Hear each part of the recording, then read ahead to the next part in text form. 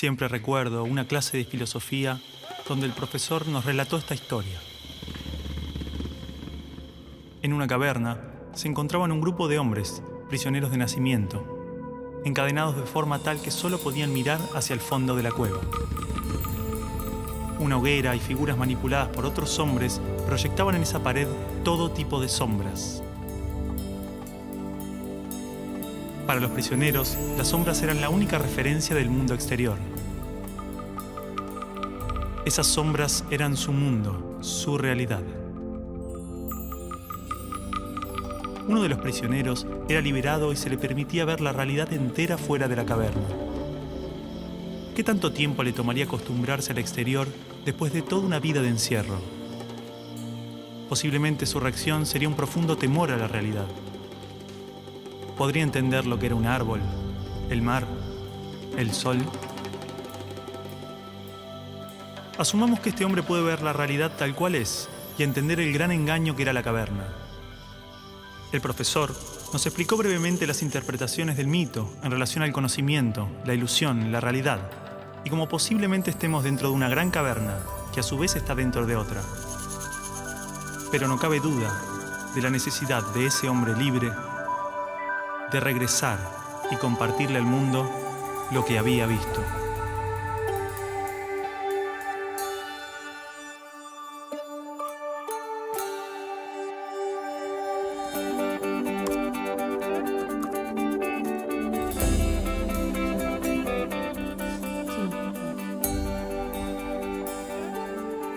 Bueno, y es así como en su 11ª tesis, él llega a la idea de que el filósofo no solo tiene que entender la realidad, sino que tiene que llegar a transformarla. ¿Sí? Medios de comunicación, miles de libros, todos los discursos políticos, organismos internacionales, expertos, filósofos, páginas de internet. Todos coinciden en la importancia de la educación. Se invierte en capacitaciones, mejoras edilicias e investigaciones. Se compran libros, netbooks, pizarras digitales. Se dictan cursos, suben salarios, bajan salarios. Se imitan modelos extranjeros. Todo para mejorar la educación. Esto no evita que haya tantas escuelas como realidades sociales. Escuelas marginales, para pobres, escuelas depósito. Escuelas para obreros, profesionales, escuelas de clase media. Escuelas públicas y privadas. Escuelas para ricos, escuelas de la élite. Gran parte pretende incluir y contener a la mayor cantidad de estudiantes. Muchas otras se concentran en formar trabajadores de diferentes jerarquías. Y solo unas pocas se dedican a los supuestos resultados de excelencia. Más allá de sus diferencias, todas trabajan y aspiran a un ideal de escuela común. ¿Hasta qué punto esta escuela ideal nos ayuda a desarrollarnos individual y colectivamente? ¿Realmente este paradigma educativo busca que las personas tengan una buena calidad de vida y trabajen para la mejora de su comunidad? ¿Hay otro tipo de escuela que lo logre? ¿Hay alguna educación pensada con estos ideales? Esto nos llevó a abrir las puertas de un mundo oculto para muchos de nosotros. Esta película es parte de un proceso que posiblemente no tenga fin, una pregunta que seguramente no tenga respuesta, una búsqueda sobre cuál es la naturaleza del aprendizaje y la educación, qué errores cometimos y principalmente qué ideas nos sirven para seguir buscando, seguir aprendiendo.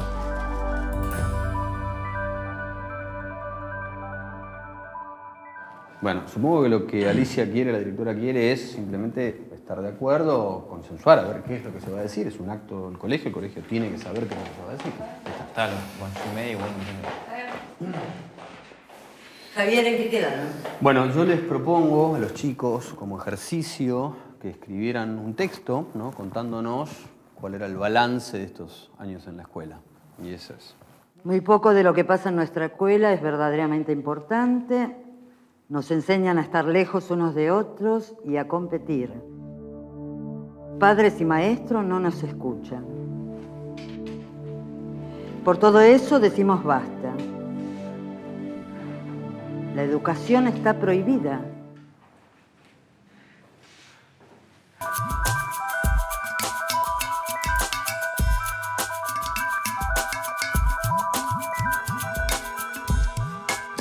Y el estudiante no aprende después de 12 años a leer comprensivamente, no aprende las operaciones matemáticas, no aprende, en fin, aprende muy poquito.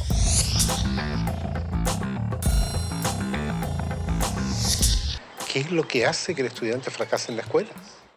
Y el convencimiento va por la comprobación de que no es el estudiante el que fracasa, es el sistema el que está más planteado. Es que las reformas educacionales actuales, en boga en muchas partes, están mal enfocadas.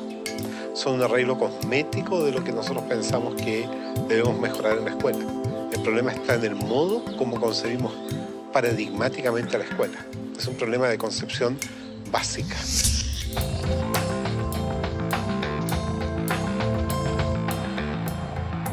Las escuelas y los colegios de América Latina no son más que espacios de tedio y aburrimiento. Y yo siempre los invito a que pasemos por los colegios para que miremos una caricatura que hay que romper. Y es el maestro en un tablero dictando clases en pleno siglo XXI. Eso no tiene sentido. Es una materia estática, una materia que no tiene movimiento, una materia que dice solamente palabras. Yo soy el adulto, yo soy el que les va a dar a ustedes esta información. Esto lo tiene que saber así como está, porque es así. Ustedes son los niños a callar y obedecer.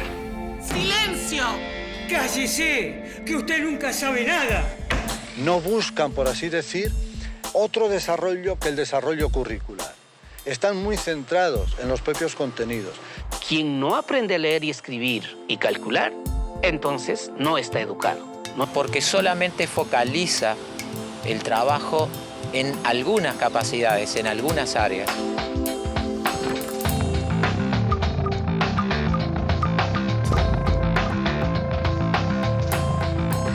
El conocimiento actual está parcializado, porque la mirada es parcial. Nosotros decimos que en las escuelas convencionales el aprendizaje es preventivo. Señor, ¿para qué sirve esto? Y la maestra le dice, algún día lo podés necesitar. Pero estos conocimientos hemos visto de que no duran ni prevalecen durante mucho tiempo. Hoy en día los paradigmas están cambiando muy rápido. El conocimiento está cambiando permanentemente. Entonces, lo que ha pasado es que los sistemas educativos no han cambiado tan rápidamente como el resto de la sociedad. Ahí es donde está el problema de fondo. En las escuelas normales y en las facultades de educación nos dijeron que un objetivo es aquello que es medible, cuantificable y observable. Entonces empezamos a buscar la regla que nos permita medir los objetivos. Y eso se llamaron calificaciones, ya sea una A, una carita feliz, una carita triste. Pero la lógica siempre va a ser la misma. ¿Comparar qué? Comparar el sujeto, sus aprendizajes, frente a una escala estandarizada que mide qué, si cada sujeto es único, singular e irrepetible. Busca que un número defina incluso la calidad de persona que eres.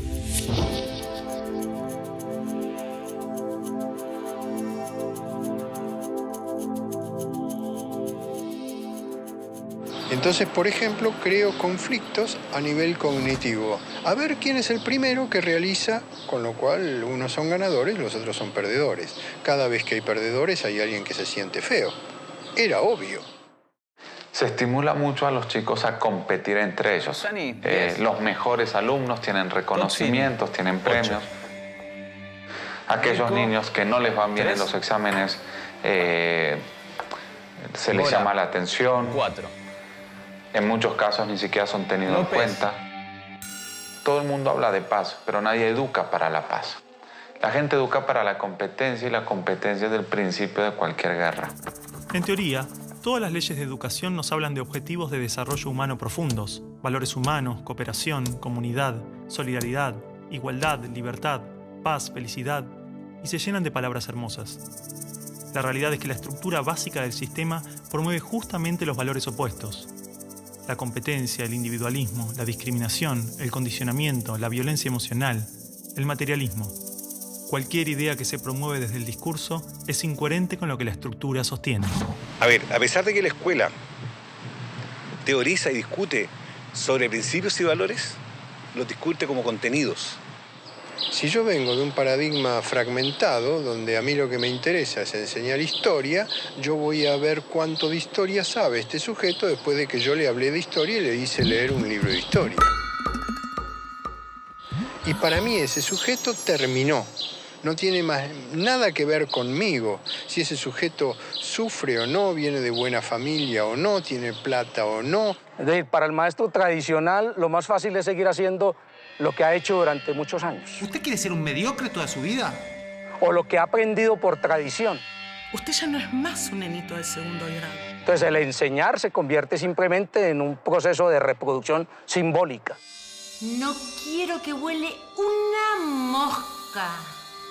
En la Argentina, la inmensa mayoría de los niños en este momento dicen, qué macana, hoy es lunes, tengo que ir otra vez a esa escuela. Pero ese no es el peor de los datos. La inmensa mayoría de los docentes en la Argentina dicen eso mismo. Yo creo que los maestros actuales son hijos de un sistema. No es que el maestro nazca o quiera ser profesor para ser bueno o malo. Es lo que el Estado le permite. ¡Basta!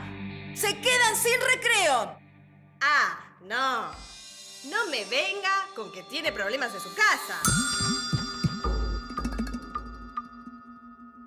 ¿Cómo hago para educar la emoción de estos niños si en mi terciario de formación docente no me hablaron nunca una palabra de las emociones?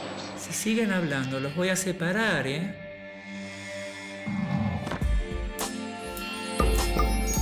No quiero que vaya a la escuela a perder el tiempo.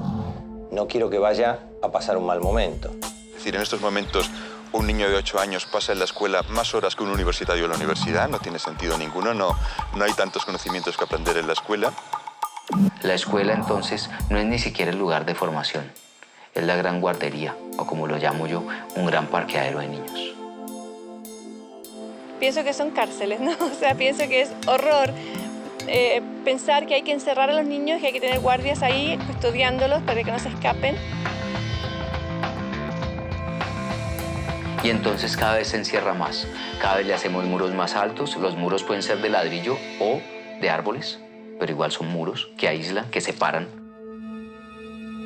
Quiero que la escuela sea para él un espacio de crecimiento personal y no un lugar en donde se lo adiestre para una futura escuela secundaria y luego para una universidad y luego para el trabajo. ¿Y luego para qué? ¿No? Pero es mucho más fácil decir, ahora se callan, ahora abran el cuaderno, ahora agarren el lápiz rojo, lo cual es un adiestramiento canino. Eso no es educación.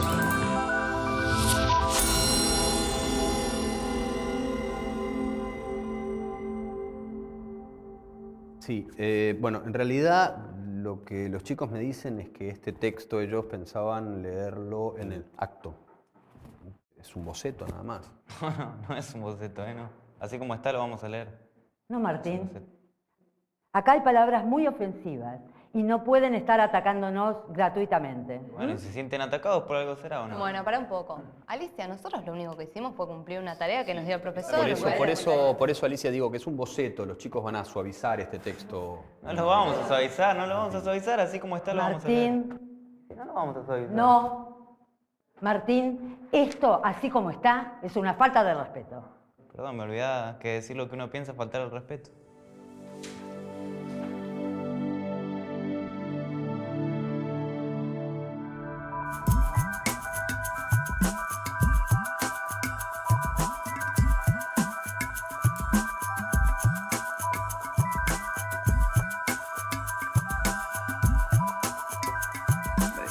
Esto casi no se sabe, pero la educación pública, gratuita y obligatoria fue inventada en algún momento de la historia.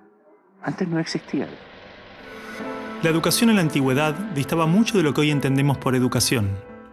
En Atenas clásica, por ejemplo, no había escuelas. Las primeras academias de Platón eran espacios de reflexión, conversación y experimentación libre. La instrucción obligatoria era cosa de esclavos. Por otro lado, la educación en Esparta era más parecida a una instrucción militar.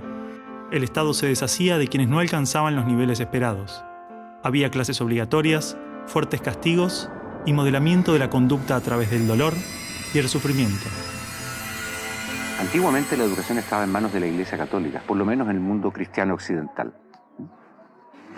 Y fue recién en el siglo XVIII, en una época de la historia que se llama despotismo ilustrado, seguramente lo escucharon en el colegio, en donde se creó el concepto de educación pública, gratuita y obligatoria. La escuela como la conocemos nace a fines del siglo XVIII y principios del siglo XIX en Prusia. Con el fin de evitar las revoluciones que sucedían en Francia, los monarcas incluyeron algunos principios de la Ilustración para satisfacer al pueblo, pero manteniendo el régimen absolutista. La escuela prusiana se basaba en una fuerte división de clases y castas. Su estructura, heredera del modelo espartano, fomentaba la disciplina, la obediencia y el régimen autoritario. ¿Qué buscaban estos déspotas ilustrados? Un pueblo dócil, obediente, y que se pudiera preparar para las guerras que hubieron en esa época entre todas las naciones que estaban naciendo. Por ejemplo, Catalina la Grande de Rusia llamó a los enciclopedistas franceses a preparar esto mismo. Diderot, uno de los más famosos, estuvo allí para armar este paquete, ¿sí?, formador, no de ciudadanos, sino que de obedientes súbditos de estos estados. Las noticias del exitoso modelo educativo viajaron rápido, y en pocos años, educadores de América y Europa visitaban Prusia para capacitarse. Con el paso del tiempo, el modelo se expandió a nivel internacional. Muchos países importaron la escuela moderna con el discurso del acceso a la educación para todos, elevando la bandera de la igualdad, cuando justamente la esencia misma del sistema provenía del despotismo, buscando perpetuar los modelos elitistas y la división de clases. Ese es el origen de la educación pública. Fíjense ustedes que Napoleón, un poco posterior, y enemigo jurado de todos estos déspotas, hizo lo mismo. Él lo decía con todas sus letras. Yo quiero formar un cuerpo docente para poder dirigir el parecer de los franceses. ¿Se entiende? Él lo tiene claro. Y eso opera, se sepa o no se sepa, hasta el día de hoy. La escuela nace en un mundo positivista regido por una economía industrial. Por lo tanto, busca obtener los mayores resultados observables con el menor esfuerzo e inversión posible, aplicando fórmulas científicas y leyes generales. La escuela era la respuesta ideal a la necesidad de trabajadores, y los mismos empresarios industriales del siglo XIX fueron quienes financiaron la escolarización obligatoria a través de sus fundaciones. ¿Dónde coloco los hijos de estas personas para que puedan trabajar? ¿Cómo educamos en que aprendan a leer? ¿Cómo creamos obreros inteligentes? La educación sigue siendo lo mismo, una herramienta para formar trabajadores útil al sistema y una herramienta útil para que la cultura permanezca siempre igual y siempre se repita, lo cual es conservar la estructura actual de la sociedad. La escuela se complementó con investigaciones sobre el control de la conducta, propuestas de utopías sociales y hasta teorías de superioridad racial. No es de extrañar que los primeros estados con el sistema prusiano o similar fueran con el paso de las generaciones focos de xenofobia y nacionalismo extremo. El modelo de producción industrial en cadena de montaje era perfecto para la escuela. La educación de un niño era comparable a la manufactura de un producto. Por lo tanto, requería una serie de pasos determinados en un orden específico, separando a los niños por generaciones en grados escolares.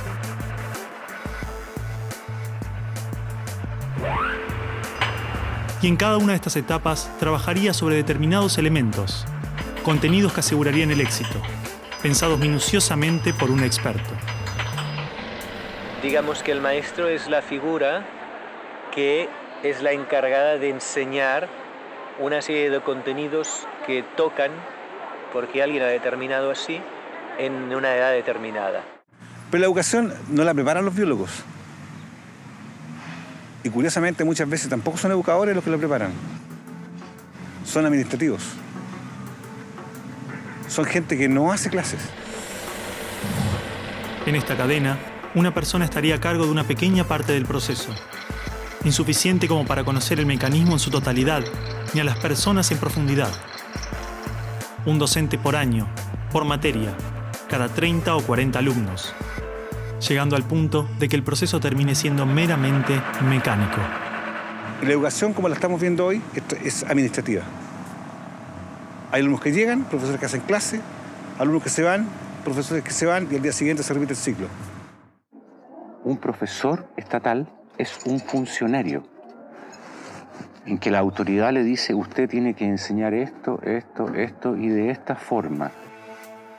Porque hay que repetírselo a demasiados niños con un profesor de demasiadas horas de clase y con pocas horas de atención de alumnos en forma privada. Entonces va a dirigir siempre a un grupo colectivo. Porque evidentemente si tengo 30 niños, no puedo pretender que todos los 30 niños quieran hacer lo mismo al mismo tiempo. Este sistema de cadena de montaje, que nace con el taylorismo, fue aplicado tanto en la industria, la escuela y el ejército de diferentes países y culturas de Occidente.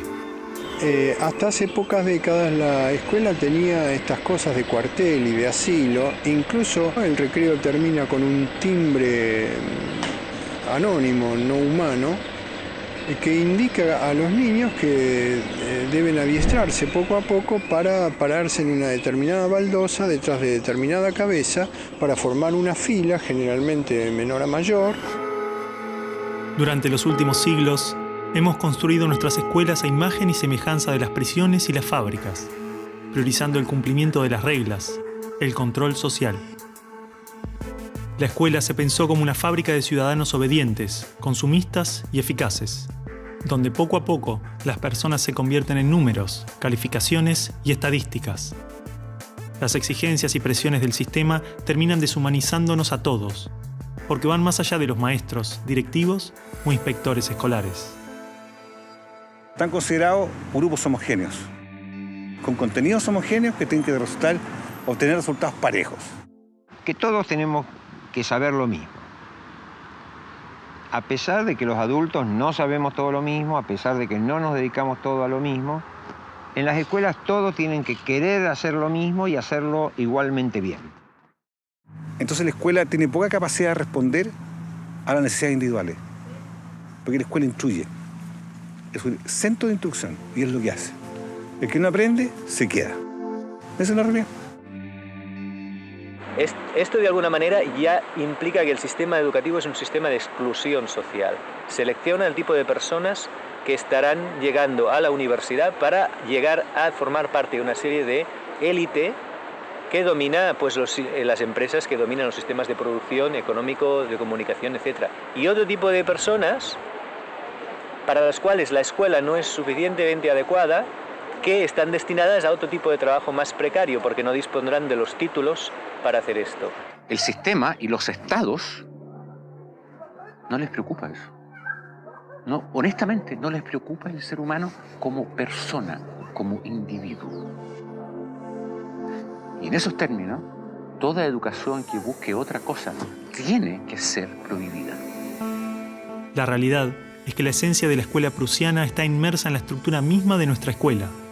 Los test estandarizados, la división de edades, las clases obligatorias, las currículas desvinculadas de la realidad, el sistema de calificaciones, las presiones sobre los maestros y niños, el sistema de premios y castigos, los horarios estrictos, el encierro y la separación de la comunidad, la estructura verticalista. Todo esto sigue siendo parte de las escuelas del siglo XXI. La escuela está cerrada al mundo exterior. Te explicaba el título de mi libro, del mapa escolar al territorio educativo, para indicar esa fábula del cartógrafo que cuenta Borges, que empieza a ser un mapa de un territorio determinado y se entusiasma de hacerlo lo más perfecto posible. El mapa termina reemplazando al territorio. Entonces hoy día la escuela se enclaustró, se metió dentro del mapa. ¿Qué es lo que enseña? Verdades que están en el mapa, no en el territorio. Escuela no es sinónimo de educación. La escuela podrá ser un viejo mapa a la sabiduría, pero la educación es el territorio donde todo el aprendizaje sucede.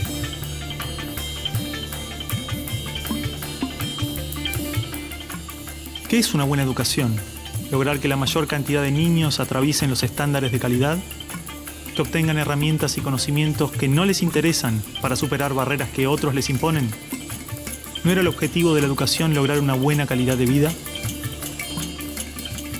Olvidemos por un momento todo lo que sabemos sobre educación, toda nuestra forma de entender la escuela, todo lo que nos han dicho que debemos aprender en la vida y lo que debemos enseñarle a nuestros hijos. Empezar a ver cada cosa, a revisarla como si nunca la hubiéramos visto. O sea, cada acción, cada actitud, cada costumbre. Si no estuviéramos haciendo las cosas como las estamos haciendo porque siempre las hicimos así, ¿cómo las haríamos hoy? ¿No? Es como sacudirse la cabeza y decir, bueno, empezamos de nuevo.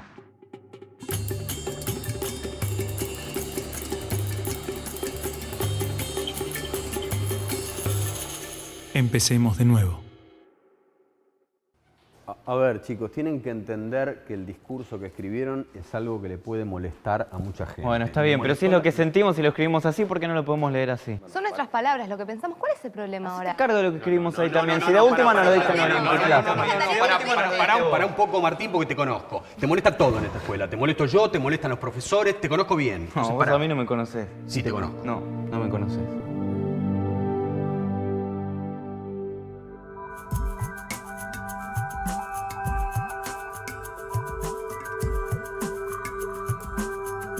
Nosotros no queremos enseñadores, queremos educadores.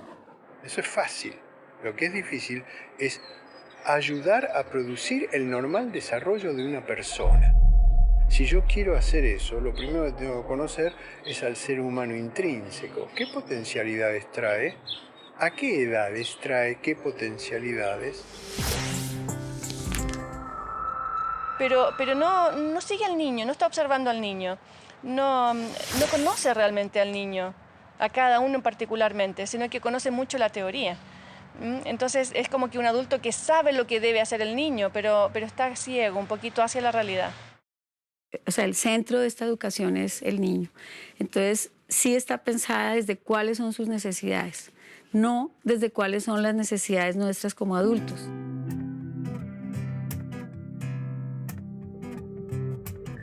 Los chicos desde que nacen con esa capacidad de crear.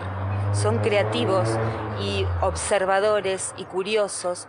Y en la escuela pueden pasar dos cosas: que se acompañe ese proceso y se propicien actividades para desarrollar esa capacidad, o se la frustre. De hecho, podríamos caracterizar que el ser humano propende a aprender. Incluso podemos decir más todavía, no es ningún mérito del ser humano aprender. Más todavía, es que no puede no aprender. Tú lo ves, él todo el tiempo te está preguntando, ¿y esto por qué? ¿Y esto por qué? ¿Y esto por qué? No es que uno tenga que inculcarle a él las ganas de preguntar, él lo tiene en su esencia. ¿Ya? Basta que tenga órganos sensoriales y percibe, ¿no es verdad? Basta que tenga su cerebro y piensa y razona, e imagina, crea, fantasea. Pero en la escuela se consigue justamente acallarlo.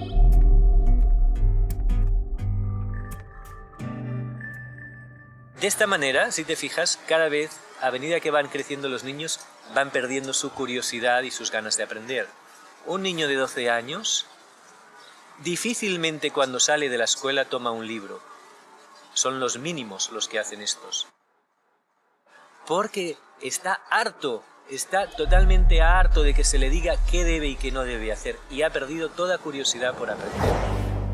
La mente del niño tiene cualidades de aprendizaje cualitativamente superiores a las de un adulto, porque está naturalmente desarrollado para percibir lo que se le presenta, y con ello crea su mente, se construye a sí mismo. En pocos años aprende a controlar su cuerpo, puede comunicarse en varios idiomas, comprende las reglas de la naturaleza y las características de su cultura. Todo este complejo y maravilloso proceso se da de manera inconsciente. Lo aprende sin demasiado esfuerzo, por cuenta propia. De las cosas que aprendimos en la escuela, incluso cuando en la escuela aprendíamos muchas cosas, hay muy pocas que en la vida cotidiana necesitemos. Es posible que la escuela sea conveniente. Yo no creo que sea necesaria la escuela. Creo que puede ser demasiado, a lo mejor muy conveniente en la sociedad, pero podemos prescindir de ella.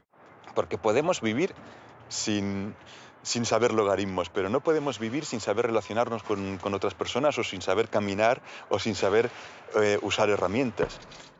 Todas esas cosas las aprenden los niños mediante el juego.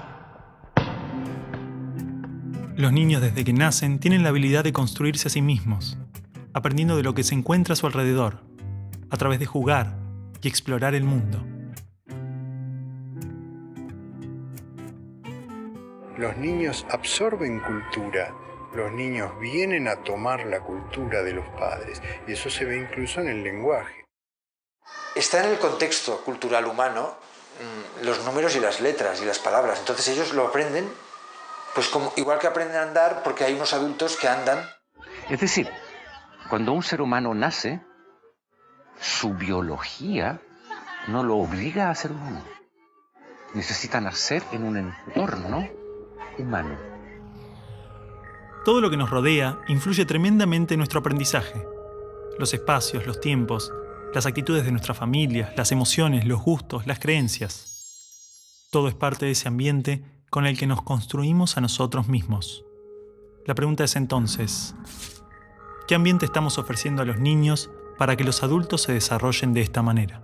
Porque un niño entra es a un medio dogmático, siéntese acá, quédese 6 o 7 horas sentado en esta fila. ¡Qué horrible! Si estamos en una familia donde esa red de afectos es supremamente débil, los niveles de agresión son muy altos, de violencia, el chico va a ser un chico probablemente muy violento. No va a ser seguramente violento, no estoy diciendo eso, pero sí estamos hablando que en contextos violentos la violencia se reproduce más fácilmente. El niño va a dar lo que recibe, ¿no? Entonces, por eso tenemos que lograr relaciones mucho más amorosas, mucho más profundas en el aula. Estudios indican que actualmente a la edad de 5 años, el 98% de los niños podría ser considerado genio. Son curiosos, creativos y tienen la habilidad de pensar de formas diversas, resolver problemas, es decir, tienen la mente abierta. El problema es que 15 años más tarde, solo el 10% de esos niños mantiene estas capacidades. O sea, de alguna forma estoy diciendo que desde más allá de la mente, desde el mundo de la conciencia, todos somos genios. Y realmente el maestro lo que tiene que aprender es a que sus alumnos puedan abrir las puertas en su mente para que desciendan todo ese conocimiento y esa creatividad y esa genialidad que todos llevamos dentro. Si nosotros miramos a los grandes hombres de la humanidad y mujeres de la humanidad, todos han sido grandes soñadores. Es decir, que han tenido una imaginación enorme.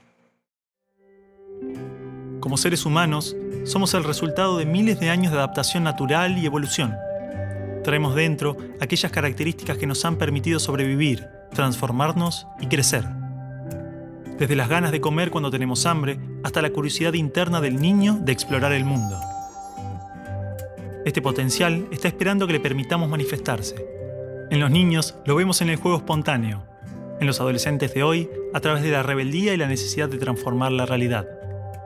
¿Por qué insistimos en matar su espontaneidad y castigar su rebeldía, cuando son estas las características que manifiestan sus necesidades humanas internas buscando desarrollarse? El niño tiene un maestro interior, sobre todo en las primeras edades, que le impulsa al aprendizaje, que le impulsa al descubrimiento, que le impulsa al movimiento, que le impulsa a participar, a trabajar, a repetir comportamientos, que le impulsa a decidir cuándo quiere dejar de repetir algo porque lo tiene superado.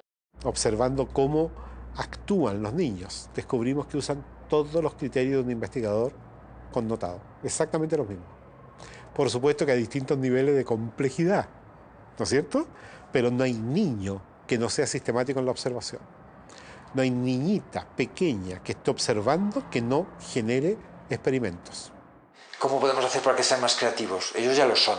Lo único que tenemos que hacer es ofrecerles las posibilidades para que la puedan expresar de diferentes maneras. Si siguen haciéndolo, mañana van a ser científicos. Mañana van a ser artistas. Hay que dejarlos. No hace falta. A ver, ¿qué ganas con esto? Ya está. Ellos plantean el tema de las notas, por ejemplo. Dicen que lo único que nos importa es la nota final, que no nos importa si estudian, no estudian, si aprenden o no aprenden. Basta, ya está. ¿Qué gano me saco las ganas de eso? No, y que además los estamos, de alguna manera, haciendo competir entre ellos por esa nota. ¿Vos pensás así también? Mira, creo que no es un planteo tan equivocado, tan errado. Evidentemente, algo de la estructura de la escuela no les hace bien. Mira, Javier, yo creo que lo que les hace mal a los chicos es la sociedad. Y con la sociedad que tenemos, lo mejor que le puede pasar es venir a la escuela, ¿no te parece? Está bien, pero digo, esto es bastante fuerte. No, ya sé, pero... Acá está todo lo que aprendí en 5 años de colegio. ¿Saben qué va a pasar con esto? Me lo voy a olvidar todo. Es más, ya me lo olvidé.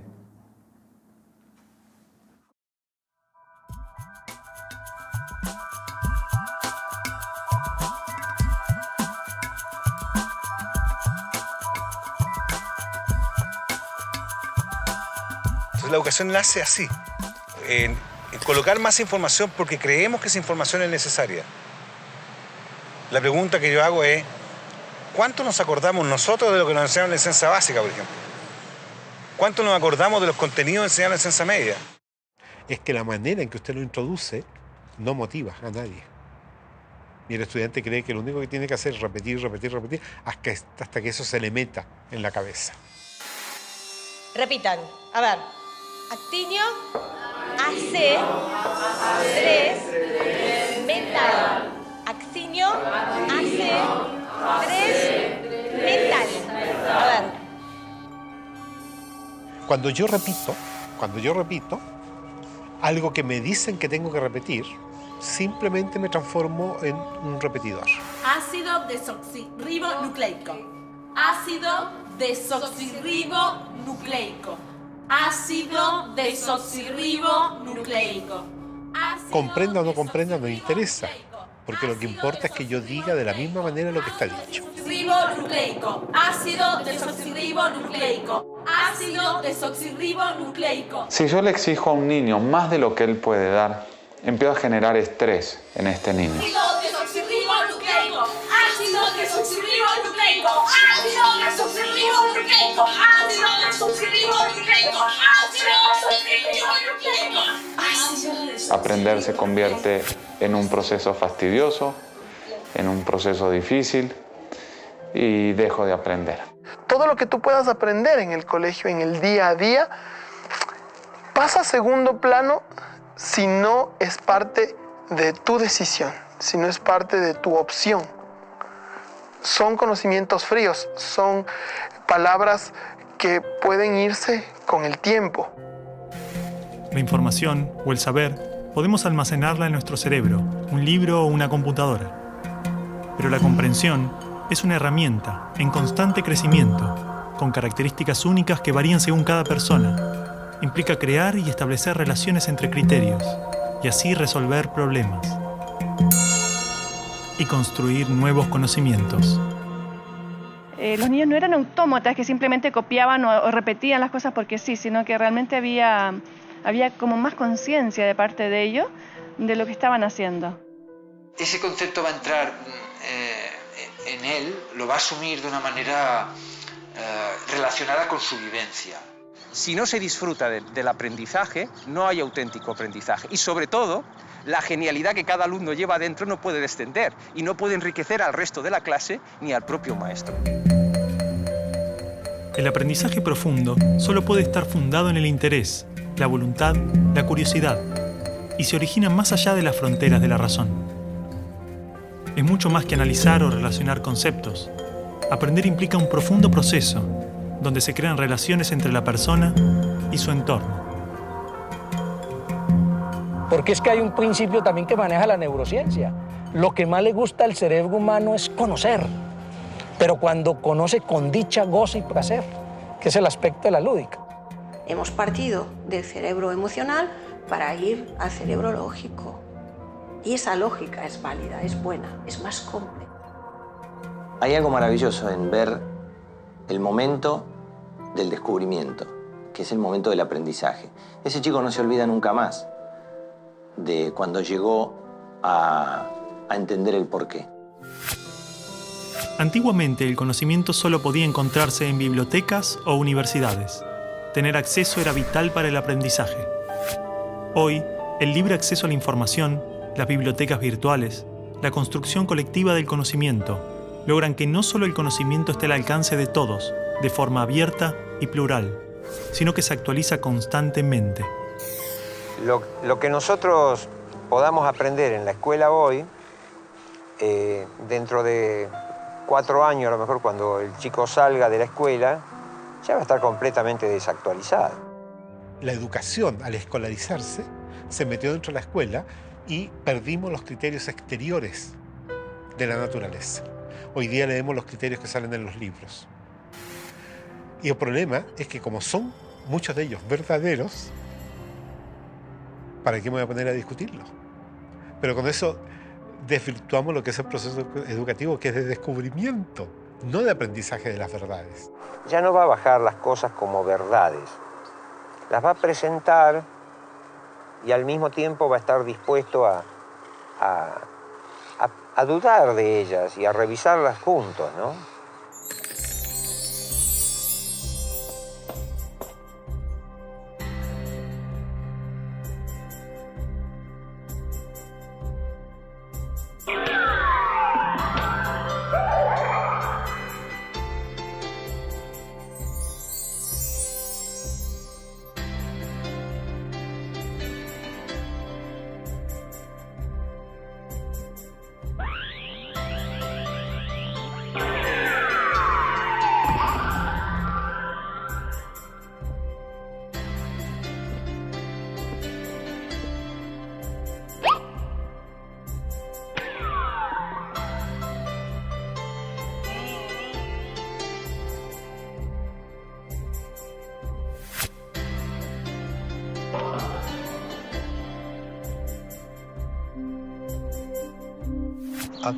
A todo nivel, el ser humano siempre aprende lo que hace.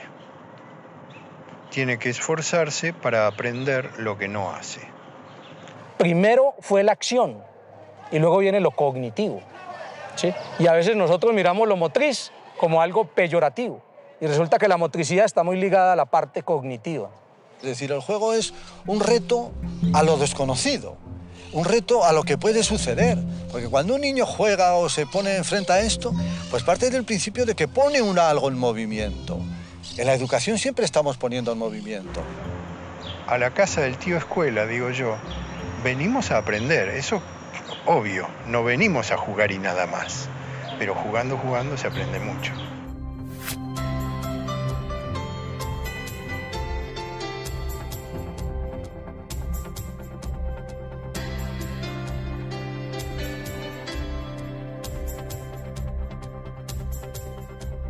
Estudiamos a través de salir a la naturaleza, buscar las cosas, explorar, encontrar, vivenciar.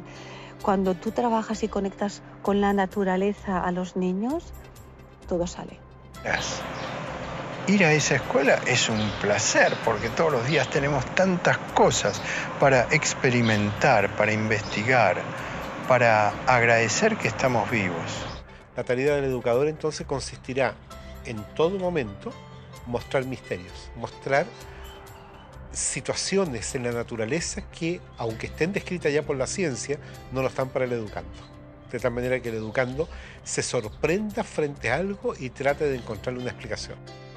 Se ha generado todo un movimiento de décadas llamado escuela activa, donde el niño hace, produce, sale del banco. Pero esto no es nuevo, esto lo escribió Piaget en los años 50. No se pone en práctica porque da fiaca. A principios del siglo XX surgieron variados movimientos en la pedagogía. Exponentes de diversas partes del mundo desarrollaron experiencias educativas concentradas en la acción, la libertad del niño y la construcción autónoma del aprendizaje, replanteando toda la estructura de la escuela tradicional. Pero a mediados de siglo, todas estas ideas transformadoras comienzan a caer en el olvido con el miedo a los estados totalitarios. Bueno, el método está centrado en que el niño es el que aprende, totalmente. Necesariamente tienen que haber objetos físicos, objetos concretos con los que el niño manipule, que el niño experimente. Todo en la primaria es operativo. Todo es operativo, todo es con material concreto. El niño, en la medida en que se equivoca, se va a ir dando cuenta, porque el material mismo es autocorrector. Y normalmente el adulto no es el que debiera estar corrigiendo al niño. Es el mismo niño el que tiene que estar corrigiéndose a sí mismo. Ahora, también existe mucho la corrección de parte de otros niños. Yo creo que desde el punto de vista educativo son bienvenidos los errores y las equivocaciones. De hecho, la ciencia tiene más errores y equivocaciones que aciertos. Es verdad que avanza, sabemos nosotros que puede avanzar cuando hay un acierto, pero los errores son los que permiten que los científicos puedan avanzar. Viendo a los niños cuando dicen, no importa si yo me equivoco, porque estoy aprendiendo, porque nadie tiene que ganar aquí, sino todos estamos para mejorar. El inventor de la bombilla eléctrica tuvo más de 1000 intentos fallidos antes de hacer funcionar la bombilla. Cuando un periodista le preguntó qué se sentía fracasar 1000 veces, él respondió, no fracasé 1000 veces, la lámpara eléctrica es un invento de 1000 pasos. Al igual que un descubrimiento científico, la educación informal es el resultado de un proceso profundamente caótico, donde el hombre busca un orden causal, lógico, pasando del caos al orden alternadamente. Pero este aprendizaje nace de la pregunta en el caos, no de una respuesta en un orden. La sociedad, cuando nosotros nacemos, la sociedad nos vuelve más ignorantes porque nos da respuestas a estas preguntas. Y nos da respuestas prefabricadas. Prefabricadas en la filosofía, en la política y hasta en las religiones. Entonces matan las preguntas y la capacidad de aprender. Yo creo que de manera sintética podríamos decir que la escuela está orientada a la respuesta. En cambio, los procesos educativos que ocurren fuera del ámbito de la escuela, pero que también adentro de ella, están orientados hacia la pregunta, hacia la indagación, en que la respuesta viene, pero no es lo medular del proceso. Y debe ser un educador, entonces, ayudar al develamiento de aquello, no imponer una respuesta. La importancia de la pregunta está planteada desde el principio de la filosofía en la antigua Grecia, donde el aprendizaje surgía del replanteamiento y la repregunta. Pero si es esta la naturaleza del aprendizaje, ¿por qué insistimos en estructurarlo, limitarlo, condicionarlo, ordenarlo? Así es como todos los seres vivos aprenden, a través de interactuar con los otros y con el entorno, no a través de un currículum previo que alguien establece. El tiempo escolar, entonces, es un tiempo engañoso, en el sentido que nos hace meter en una programación la idea de que el educando va a ir progresando al modo como el programa está planificado. En ese sentido, la escolarización es lineal. Paso 1, paso 2, paso 3. Y el paso 10º va a estar después del 9º. Pero en el aprendizaje la situación es distinta. Puede que la persona avance progresivamente de manera lineal, 1, 2, 3, y brinca al 10º. El currículum es una guía ordenada para construir el conocimiento basado en experiencias previas. Pero si el aprendizaje se caracteriza por procesos tan diversos e individuales, ¿cuál es la necesidad de forzar eso y alcanzar objetivos? Normalmente los objetivos educacionales en el mundo son colocados desde fuera del alumno, del niño. Se espera que sea un buen ciudadano, se espera que pueda participar de esta sociedad competitiva, etcétera, etcétera. Por tanto, el niño empieza a entender que las acciones del ser humano no parten tanto de una fuerza interna, de una conexión con la naturaleza, de una percepción, de una sensibilidad por la vida, sino que están motivadas por algo exterior. Estudio para pasar el examen. No leo para aprender. No me intereso por los animales porque me gustan. No, es que ahora no me toca los animales, ahora toca otro tema. Si yo no muevo realmente el interés, si no desarrollo las partes creativas, estoy generando robots con objetivos y por lo tanto en el camino se va a quedar un 60, un 70% de los niños con potencialidades maravillosas. Nuevamente, repitan. Accinio, hace, tres, metal. Accinio, hace, tres, metal. Accinio, hace, tres, metal. Accinio, hace, tres, actúo porque si hago esto, conseguiré un premio, tendré un coche de esta manera y tal. Y si esto significa que tengo que especular o que tengo que pasar por encima de quien sea, tengo que mentir y tengo que pisotear al que tengo al lado, me es igual. ¿Esto qué tipo de relación educativa lleva esto? Un tipo de relación educativa que pone el énfasis en el resultado. Al crecer, la escuela y la sociedad nos llevan a asumir motivadores externos para alcanzar los objetivos. Y difícilmente podemos entender que alguien pueda realizar algo sin interés, más que el propio placer del proceso. Pero un niño pequeño no tiene un lugar a donde ir, simplemente disfruta de crecer, camina por el simple placer de caminar y explorar, y esto lo hace desarrollarse. Su motivación no está en el objetivo ni en el resultado, está en el camino. Lo que podemos decir es que no tenemos objetivos concretos sobre la vida de los niños, que tengan que aprender determinadas cosas, que tengan que ser de determinada manera. Esos objetivos no los tenemos. El currículo que se maneja acá es un currículo que está plasmado en un camino y que el niño maneja ese camino. Entonces, él lo tiene y él sabe. Entonces, el maestro no es el protagonista de la película, el contenido no es el protagonista es el niño que, acompañado del adulto que hace de intermediario, se pone en contacto con el conocimiento y el conocimiento pues ya atrae y actúa por sí solo, ¿no? Y ahí, en eso que les estoy contando, se respeta el ritmo del niño. O sea, no hay la presión fundamental de que tiene que llegar a este resultado en tal tiempo. Si yo me planteo que a lo largo del curso tienen que aprender a escribir su nombre, pues voy a estar preocupado y en vez de ver al niño voy a ver el objetivo y voy a intentar adaptar al niño al objetivo. Si lo que quiero es que él aprenda y viva, digamos, de manera espontánea, pues eso lo va a aprender de todas maneras, pero yo no voy a estar preocupado por ello y vamos a poder fluir y disfrutar del proceso. Finalmente los chicos no solamente la pasaron mejor, es decir, dentro de 20 años tendrán un mejor recuerdo de su escuela, que ya es muchísimo, sino que además tienen rendimientos mejores con resultados a largo plazo mejores.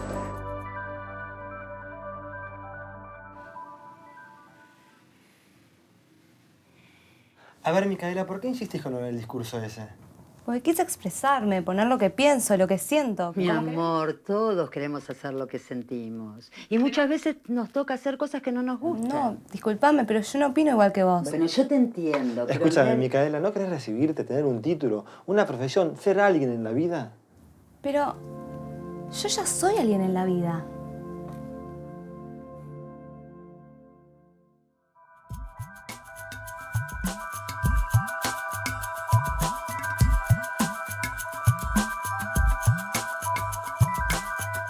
Uno se encuentra con dos carriles pedagógicos básicos.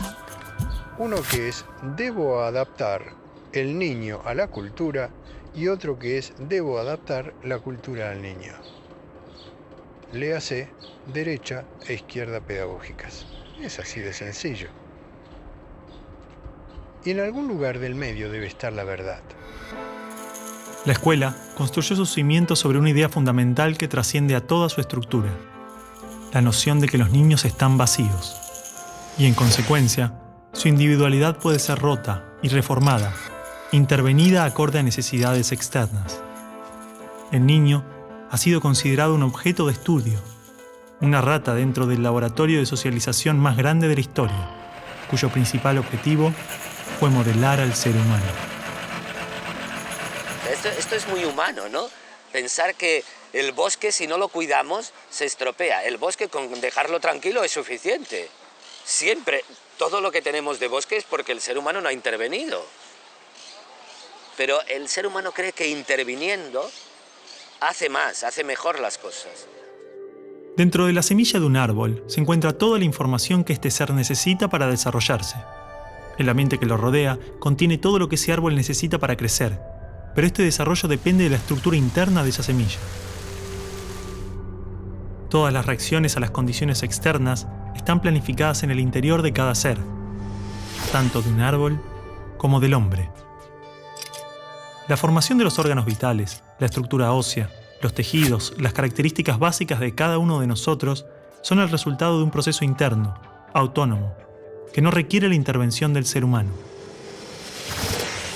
donde la madre solamente satisface los recursos necesarios, pero no dirige. Cualquier célula tiene una estructura interna que le permite saber inconscientemente qué necesita en cada momento, cómo ha de ser el entorno a su alrededor, que para satisfacer las necesidades internas de la célula, expresadas genéticamente, para que esa célula pueda llegar a ser lo que en potencia ella es. Es decir, el objetivo de la vida es vivir y autorrealizarse. Para eso ese organismo necesita encontrar un entorno que respete, que satisfaga esas necesidades internas. Había un jardinero que tenía tanto amor a las plantas y entonces las cuidaba tanto que iba allí y en cuanto empezaban a brotar iba estirando del tallo.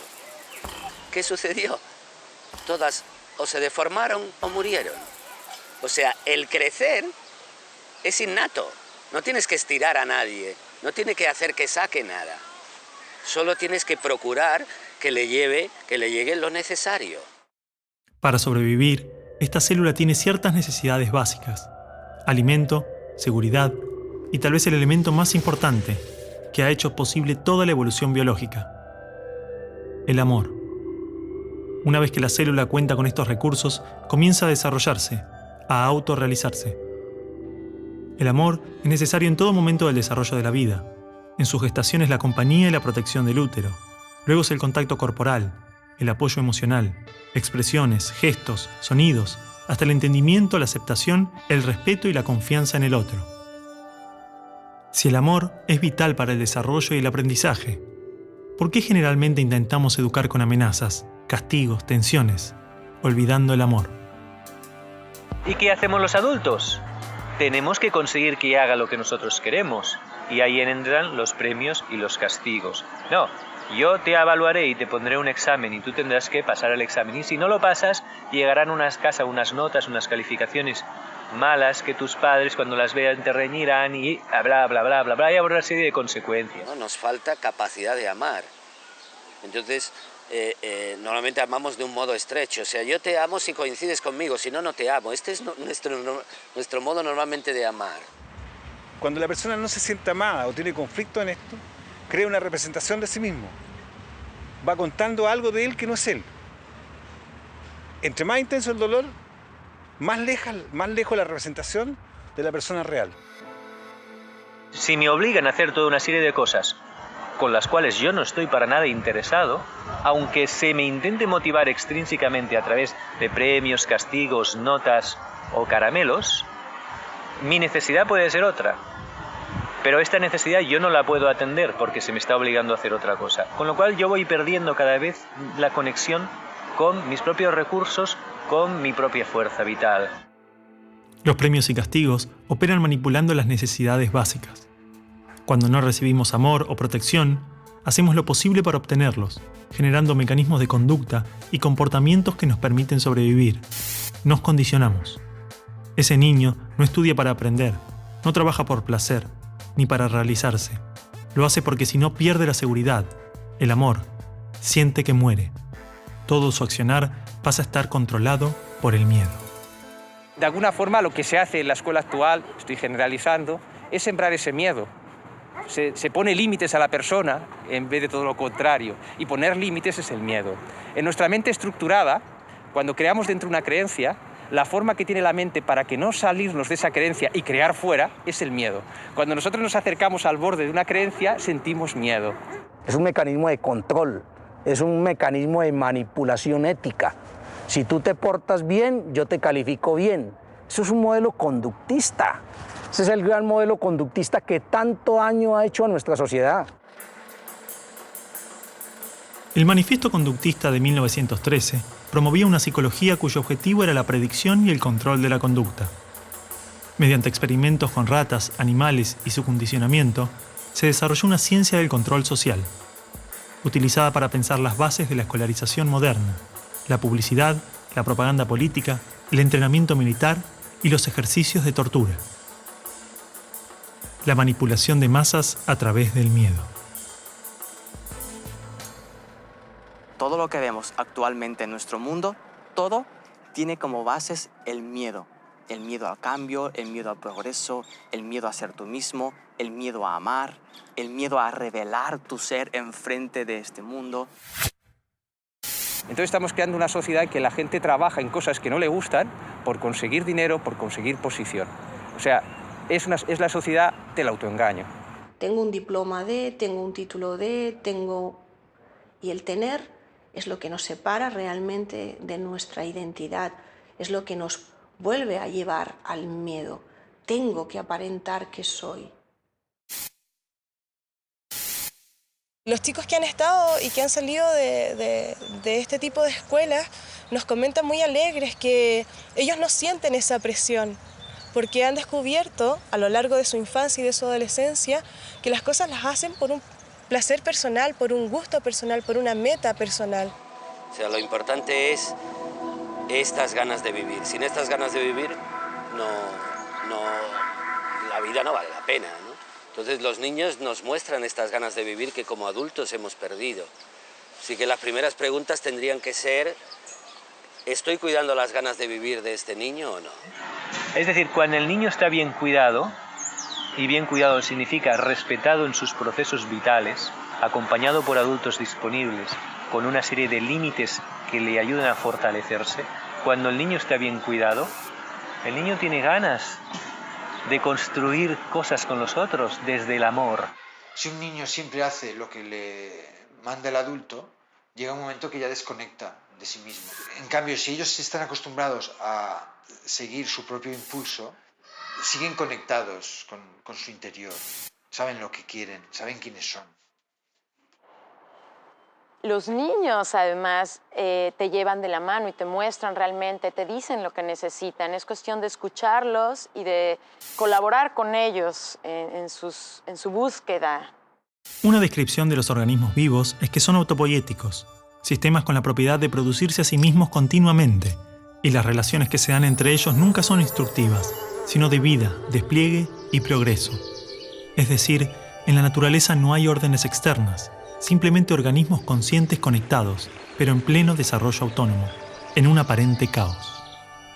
Digamos que el estímulo no es necesario. No tenemos que motivar a los niños para nada. Si ellos quieren hacer algo, lo hacen. Y si no, pues no lo hacen. Pero no hay que motivarles para que hagan algo que les va a ir bien. Porque ellos saben si les va a ir bien o no. Y que ellos puedan ir escogiendo y posicionándose de forma instintiva en aquello que realmente les va llamando la atención, les va estimulando, que descubran realmente el don que tiene cada uno de ellos.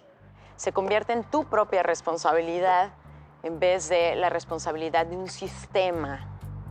O sea, quien yo quiera ser es mi propia responsabilidad, ¿no? Y el niño toma conciencia de esto desde pequeñito. La célula genera una membrana que la separa del entorno exterior. Esta membrana es semipermeable, es decir, permite que ingrese lo que necesita del entorno cuando lo necesita. Solamente es necesario que los recursos estén disponibles en el exterior, pero sin forzar su ingreso al ser, sin violar su seguridad y bienestar. De esta manera, el organismo puede crearse a sí mismo, autorrealizarse. Así es como aprendemos de la cultura.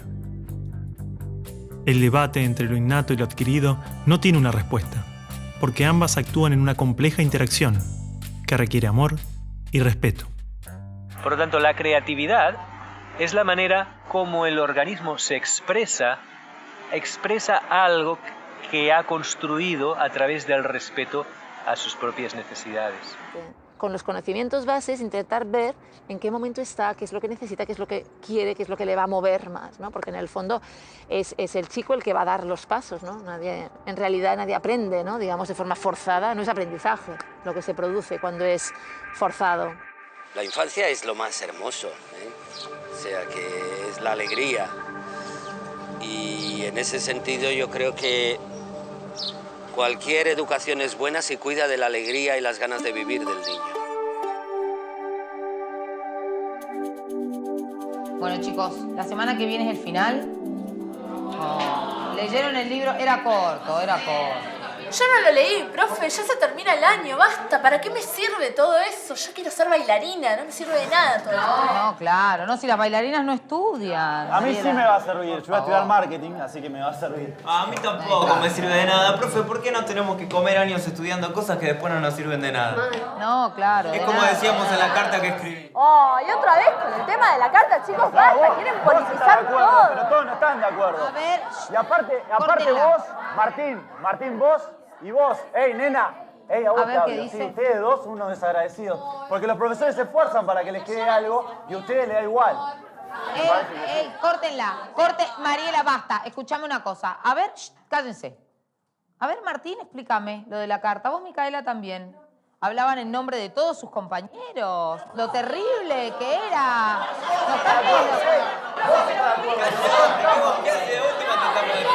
Ahí está. ¿Qué querés, Juan? No, faltan 10 minutos. Sentate, sigamos. Ve que somos todos diferentes, a este no le importa nada, es un amigo.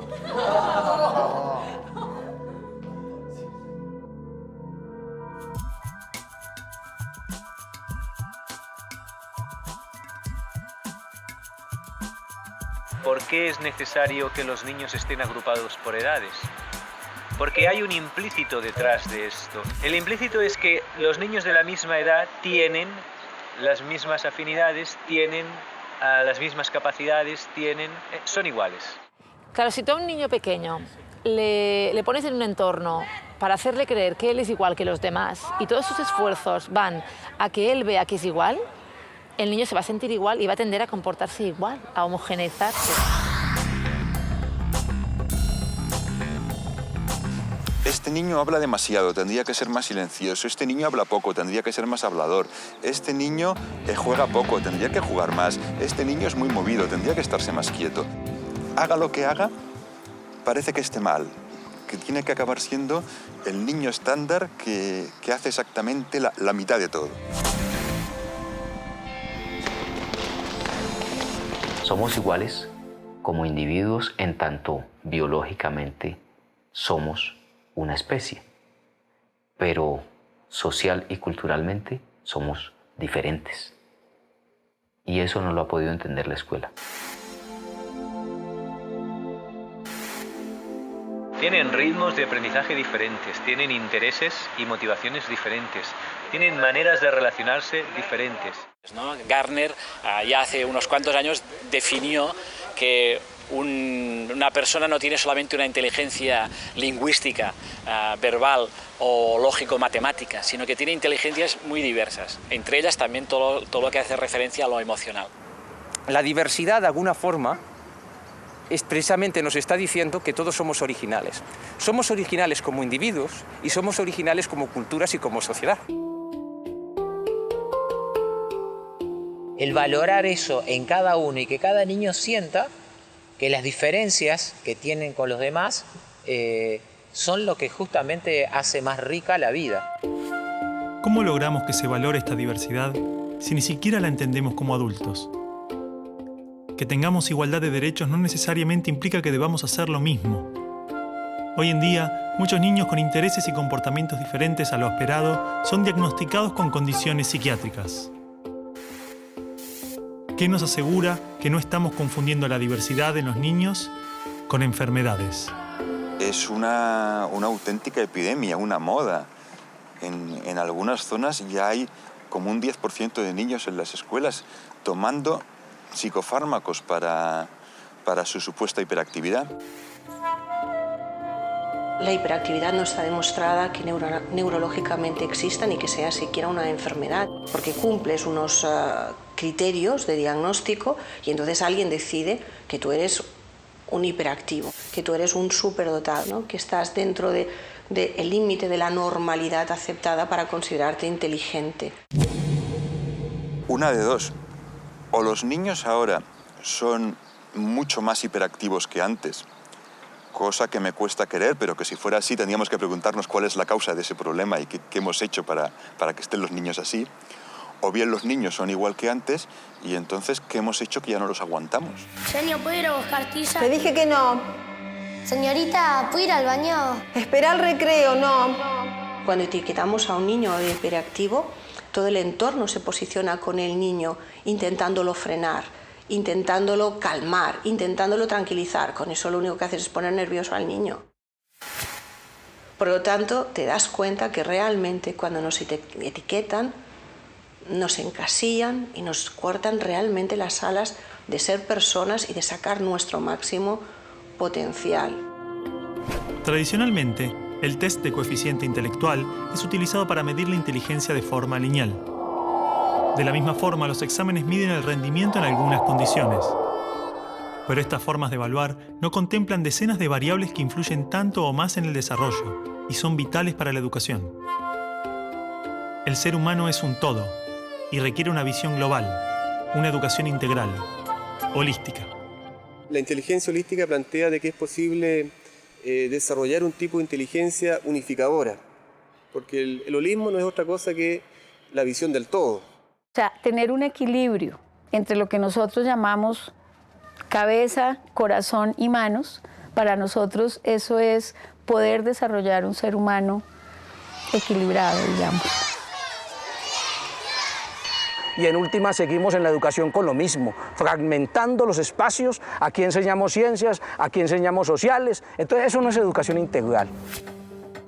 Imaginemos que los padres de María quieren que tenga una educación integral. Entonces la envían a un colegio trilingüe, donde tiene todo tipo de deportes, más de 10 asignaturas académicas, sala de informática, laboratorio.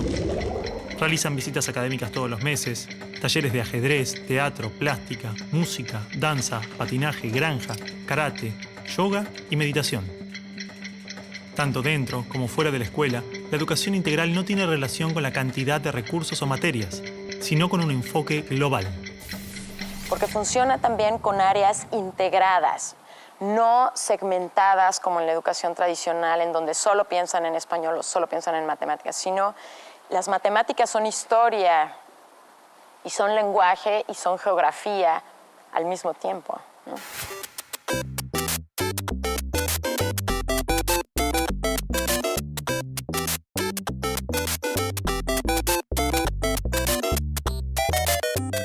Es una educación cósmica, explica Montessori, en la que todo se relaciona con todo. Entonces, si todo tiene relación con todo, yo puedo estar haciendo una cosa y aprendo de esta, y todo el tiempo estoy aprendiendo.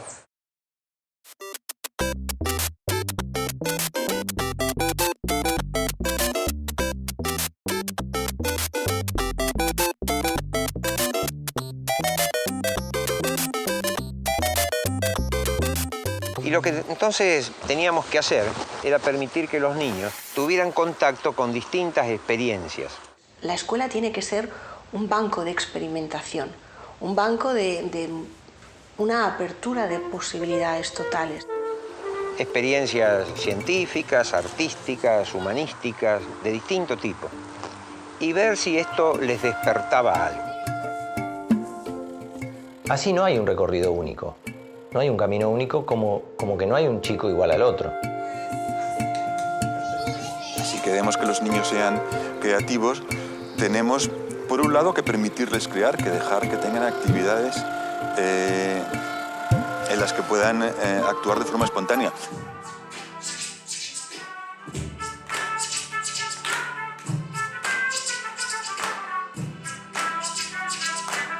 En este camino personal de creación y expresión, el arte juega un papel fundamental, ya que es la manera que tenemos de manifestar nuestra creatividad y personalidad.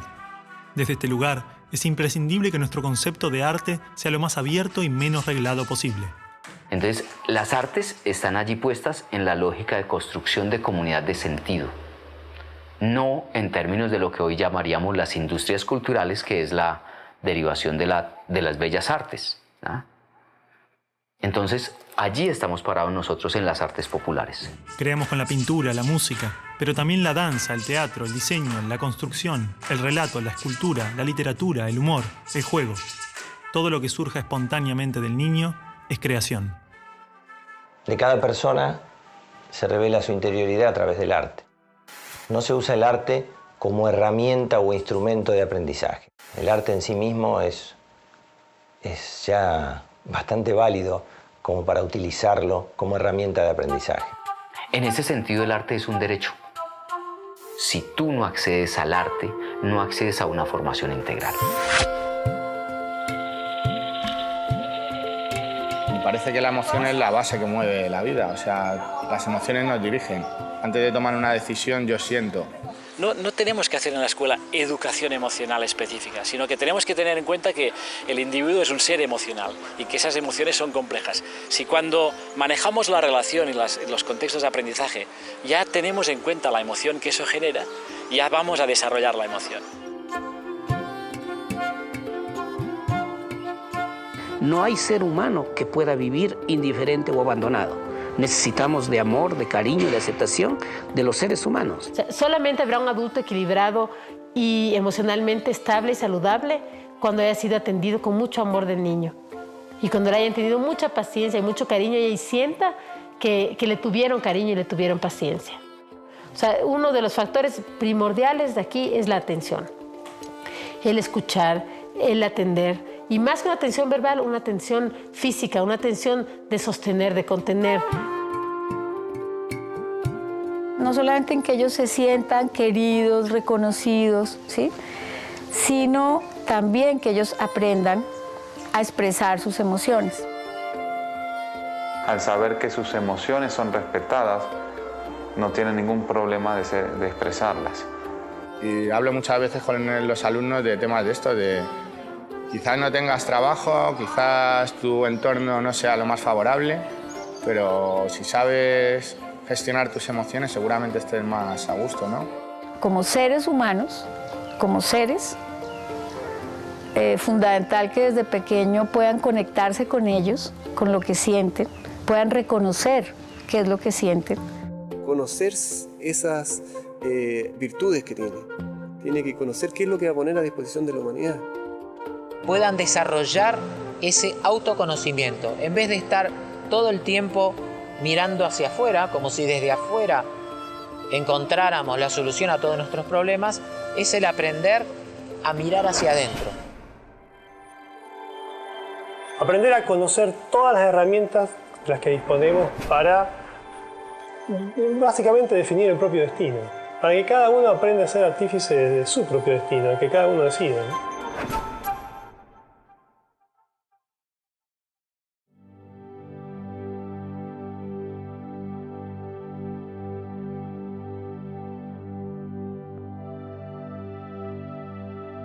No queremos que te vayas en estos términos de la escuela. Yo tampoco me quiero en estos términos de la escuela, pero el discurso lo vamos a leer igual. Querido, dentro de poco vas a estar afuera, vas a tener que elegir una profesión, tomar decisiones, ser responsable. No puedes seguir jugando como un nene. Está bien, está bien. Perfecto. ¿Y cuándo ustedes me enseñaron a elegir?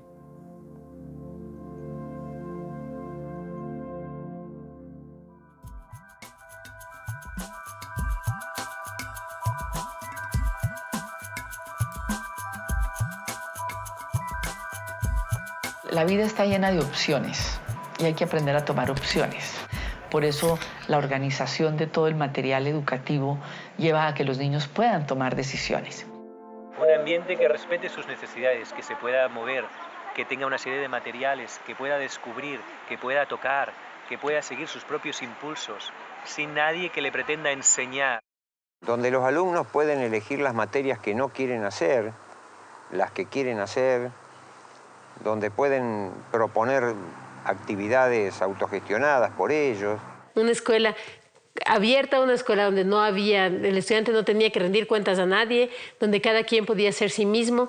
Entonces, el que quiere entra aquí, el que quiere entra aquí. Entonces, niños de diferentes edades, por sus propios intereses, acceden a eso. La libertad de aprender lo que quieren aprender, de aprender a su tiempo y no aprender lo que no quieren aprender.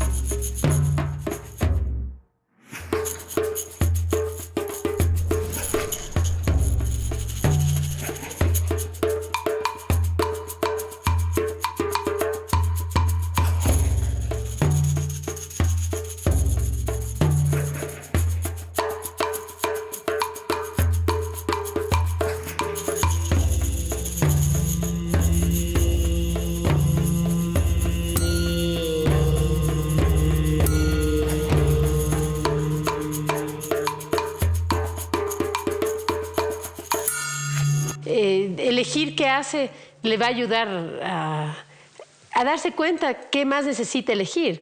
De alguna manera los proyectos le permiten probar muchas opciones y de pronto tener al final de su proceso una idea más clara de sí mismo. El niño va encontrando caminos para su vida futura y tiene la certeza que él sea zapatero o sea médico, le va a ir bien. Si él lo hace con todo el amor y con todo el arte y toda la entrega posible, ¿me entiendes? Uno no puede aprender libertad en teoría y cuando salen de la escuela luego ser libres. Los chicos tienen que ser libres en la escuela. Si uno no puede decidir qué es lo que quiere experimentar, qué es lo que quiere vivir, está muy limitado a la hora de aprender. Solamente cuando tú tienes autonomía y te sientes respetado en tu autonomía, vas a poder saber qué quieres. Básicamente los niños que no logran estos niveles de independencia, que se convierten en niños dependientes de otras personas, nunca van a hacer lo que ellos quieren, siempre van a hacer lo que otras personas quieren. Primero necesitas saber resolver situaciones por ti mismo y en ese proceso se va a dar la responsabilidad. Yo me propongo, yo hago, obtengo y es un ciclo ya de toma de decisiones, de voluntad, de manejo de la libertad. Y después de la responsabilidad, entonces puedes aspirar a esa libertad bien entendida. Quizás el mayor desafío que enfrentamos es nuestra tendencia a dirigir la actividad del niño. La única forma que conocemos de educar es decirle al otro qué hacer y cómo hacerlo. Y tenemos pocas experiencias donde decidimos por cuenta propia. Me encuentro muchas veces en las aulas que les pregunto que qué quieren hacer y no saben qué hacer. O sea, están muy acostumbrados a una directividad en el aula. Vamos a hacer esto, vamos a hacer lo otro. Porque el docente en general está acostumbrado a ser el que dirige todo. Sin embargo, de esta forma, le damos una participación activa al niño. Un docente que ya no dicta clases, sino está pasando por los grupos, orientando, facilitando. Los escucha y les da espacio para desenvolverse. El profesor hace las propuestas, no impone, sino que propone. No es que tú tengas la autoridad y él no la tiene. Se trata de sembrar en el alumno la idea de que él tiene que ser la autoridad en su propia vida.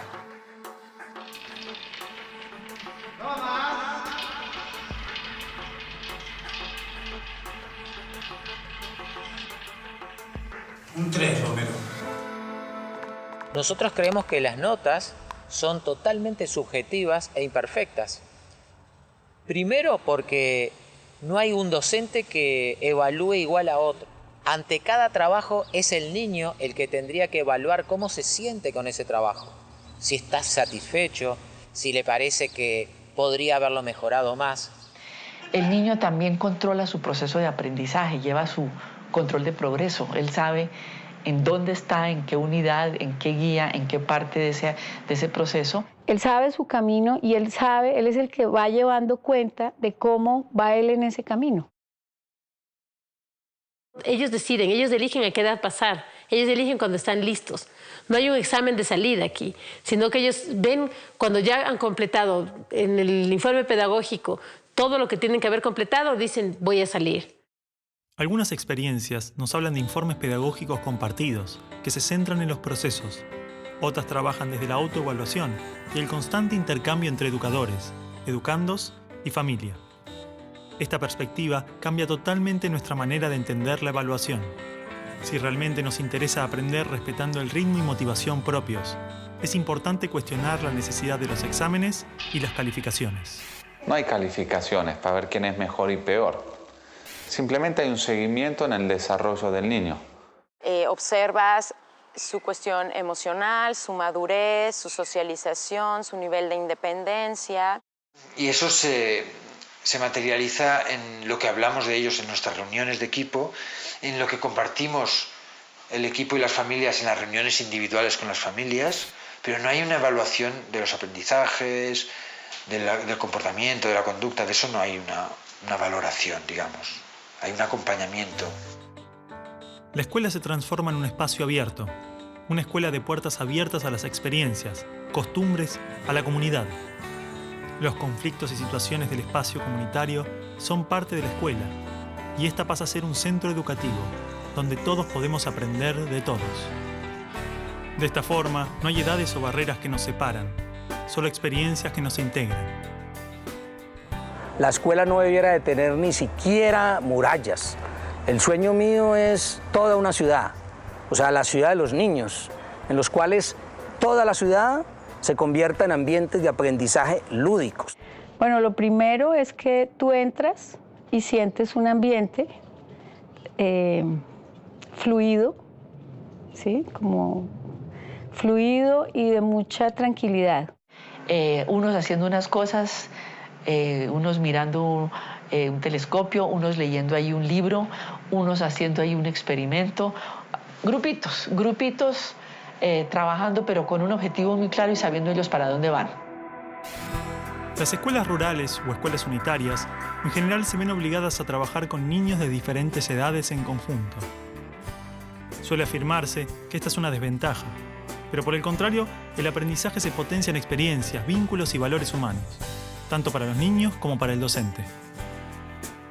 Suele suceder que estas escuelas alejadas y marginales tienen una formación integral difícil de encontrar en escuelas urbanas que insisten en separar a los niños por edades.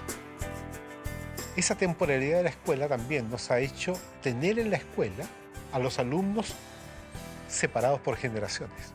Entonces aquí están los niñitos de 6 años, de 7, de 18, etc. ¿No es verdad?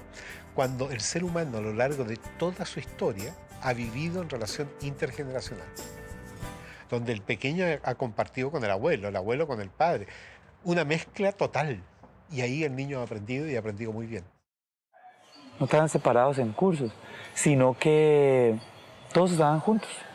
Entonces todos subíamos la montaña juntos, todos trabajábamos juntos, todos hacíamos proyectos juntos, niños de diferentes edades, todos en una misma escuela unitaria, digámoslo así. Las distintas edades también crean las posibilidades para que suceda la ética, ¿no? Sucede a través de las experiencias del día a día. Es algo vivo.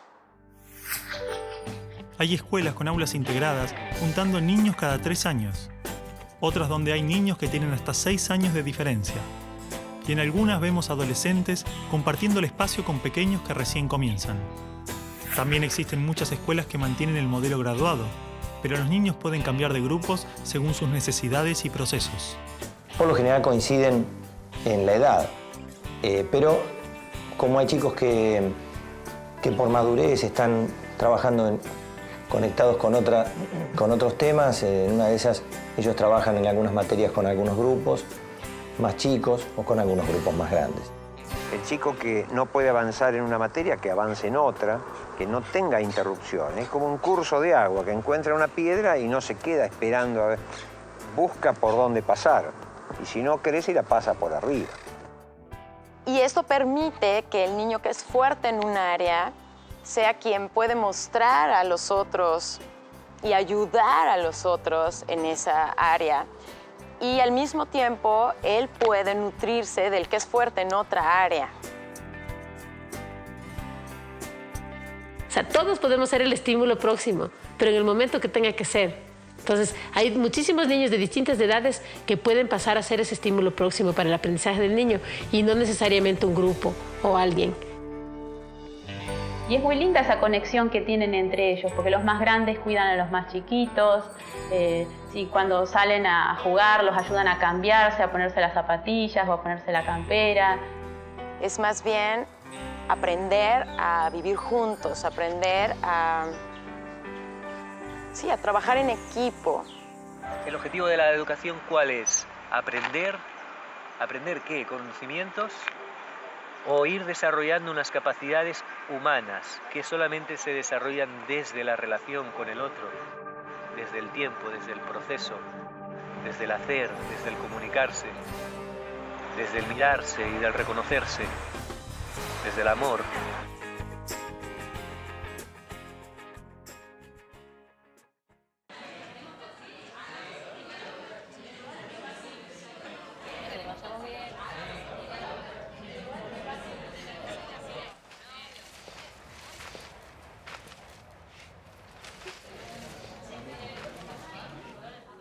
Bueno, ya está, me cansé, voy y le pregunto a ver qué están haciendo. ¿Qué hacen? Nada, que están escribiendo, van a ponerlo... Bueno, no van a pegar, quiero saber. Que está pisando. Sí, ya sé. Usted está mal. Ya sé que lo estoy pisando. Ya sé que... ¡Ey, pará, basta! ¿Qué pasa? No pasa nada. ¿Cómo nada? No, nada. Cristina, por favor, llévatelo. Sebastián, Vamos, se viene. vos te quedás acá. Ustedes también. Vamos, ustedes también, vamos. ¿Qué se piensan que es la escuela? ¿Puedo decir algo? No, ahora no, Micaela. Esto es un caos.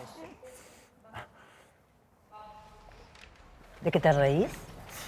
Estos afiches. ¿Qué es esto? Nada, son unos afiches que queremos pegar en las paredes, ya que no nos dejan leer el discurso. De ninguna manera. Esto así no. ¿Ustedes piensan que puede hacer cualquier cosa? ¿Que pueden colgar cualquier cosa? No, chicos. En la escuela hay reglas. El mundo es un caos. Nuestras vidas son un caos. Por eso tenemos que darle un poco de paz, tranquilidad, seguridad. La escuela quiere darles un poco de orden. ¿Entienden? ¡Orden!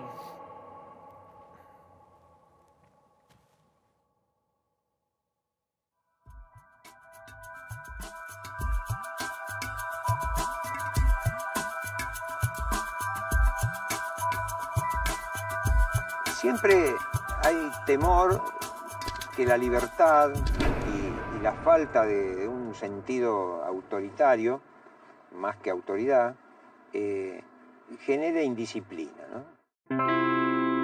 Lo que pasa es que disciplina las escuelas lo han tomado como comportarse como yo quiero que se comporte.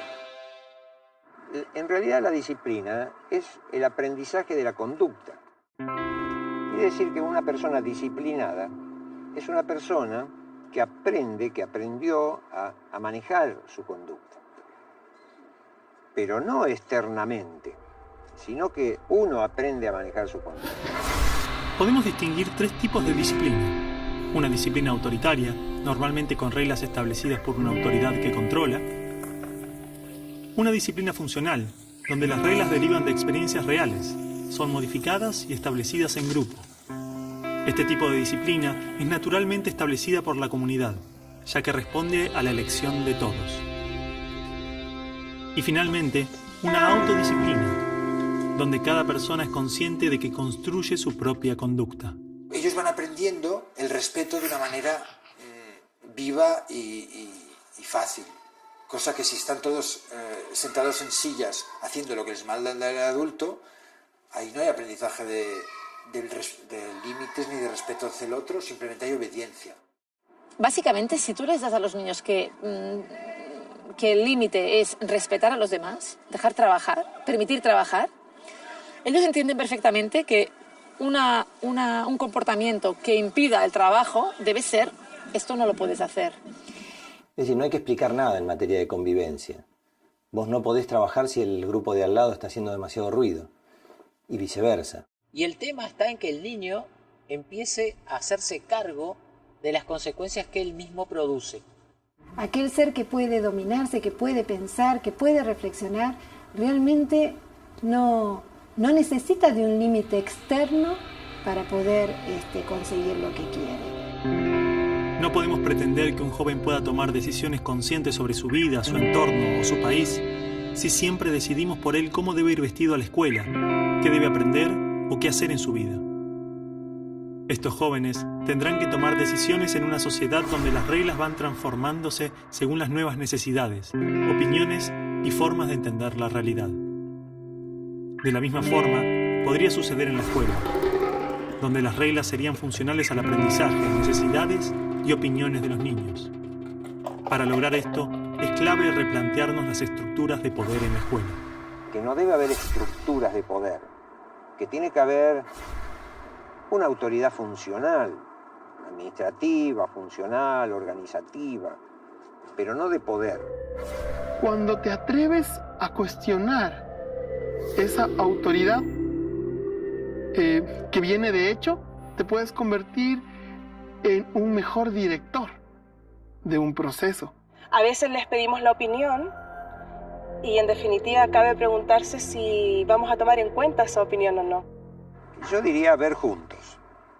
Tenemos una cuestión y decimos, bueno, vamos a verla juntos. ¿Y cuál es tu idea? No, vamos a ver juntos. No abordemos esto con mi idea, tu idea, ¿no? En la naturaleza lo que existe es la cooperación. Los organismos que cooperan con los otros son los que más sobreviven. Los organismos que creen que pueden vivir independientemente no sobreviven. Entonces algo muy importante es cómo comenzamos a construir mejores ciudadanos desde la escuela. El concepto de participación. Si no se aprende desde el aula, ya después es muy tarde. Porque son ellos mismos los que, a través de las conversaciones o los diálogos que se van generando en el colectivo, logran evidenciar qué es lo mínimo que necesitan para poder convivir en ese espacio comunitario. El coordinador sería el que coordina que el currículum se cumpla, pero todas las cosas pequeñitas de adentro de ese currículum lo elegimos entre todos. Los niños tienen que aprender a trabajar en grupo, a escuchar al otro, a aceptar ideas distintas aun cuando no estén de acuerdo y no usar la fuerza. A poder resolver conflictos, a tomar decisiones en grupo, a ponerse de acuerdo. Yo siento que los niños cuando están seguros y se sienten respetados, están en un espacio en armonía, en equilibrio, ellos por lo general no buscan romper el límite, sobre todo cuando ha sido y ha surgido desde ellos mismos como comunidad. Por ejemplo, si hay un problema, asamblea. En la asamblea se discute lo que pasa. Entonces, ya no se discute como que está contra el reglamento, que está bien, que está mal. Se discute la acción, se discute la sustentabilidad, se discute la interrelación. Aparte hay momentos durante el día en que hay reuniones, hay asambleas, hay, como se les quiera llamar, en que se toman una serie de decisiones colectivamente y en que los niños, que tienen la madurez necesaria para ello y el deseo de participar en ellas, participan. Y en la asamblea los facilitadores no tenemos voto. Los chicos tienen voz y voto y nosotros solo tenemos voz. Entonces participamos en la asamblea, pero los que deciden son ellos. Algunas experiencias conforman gobiernos estudiantiles con estructuras muy complejas. Otros tienen asambleas semanales desde la primaria y hasta espacios de reflexión que atienden las necesidades y conflictos que surjan.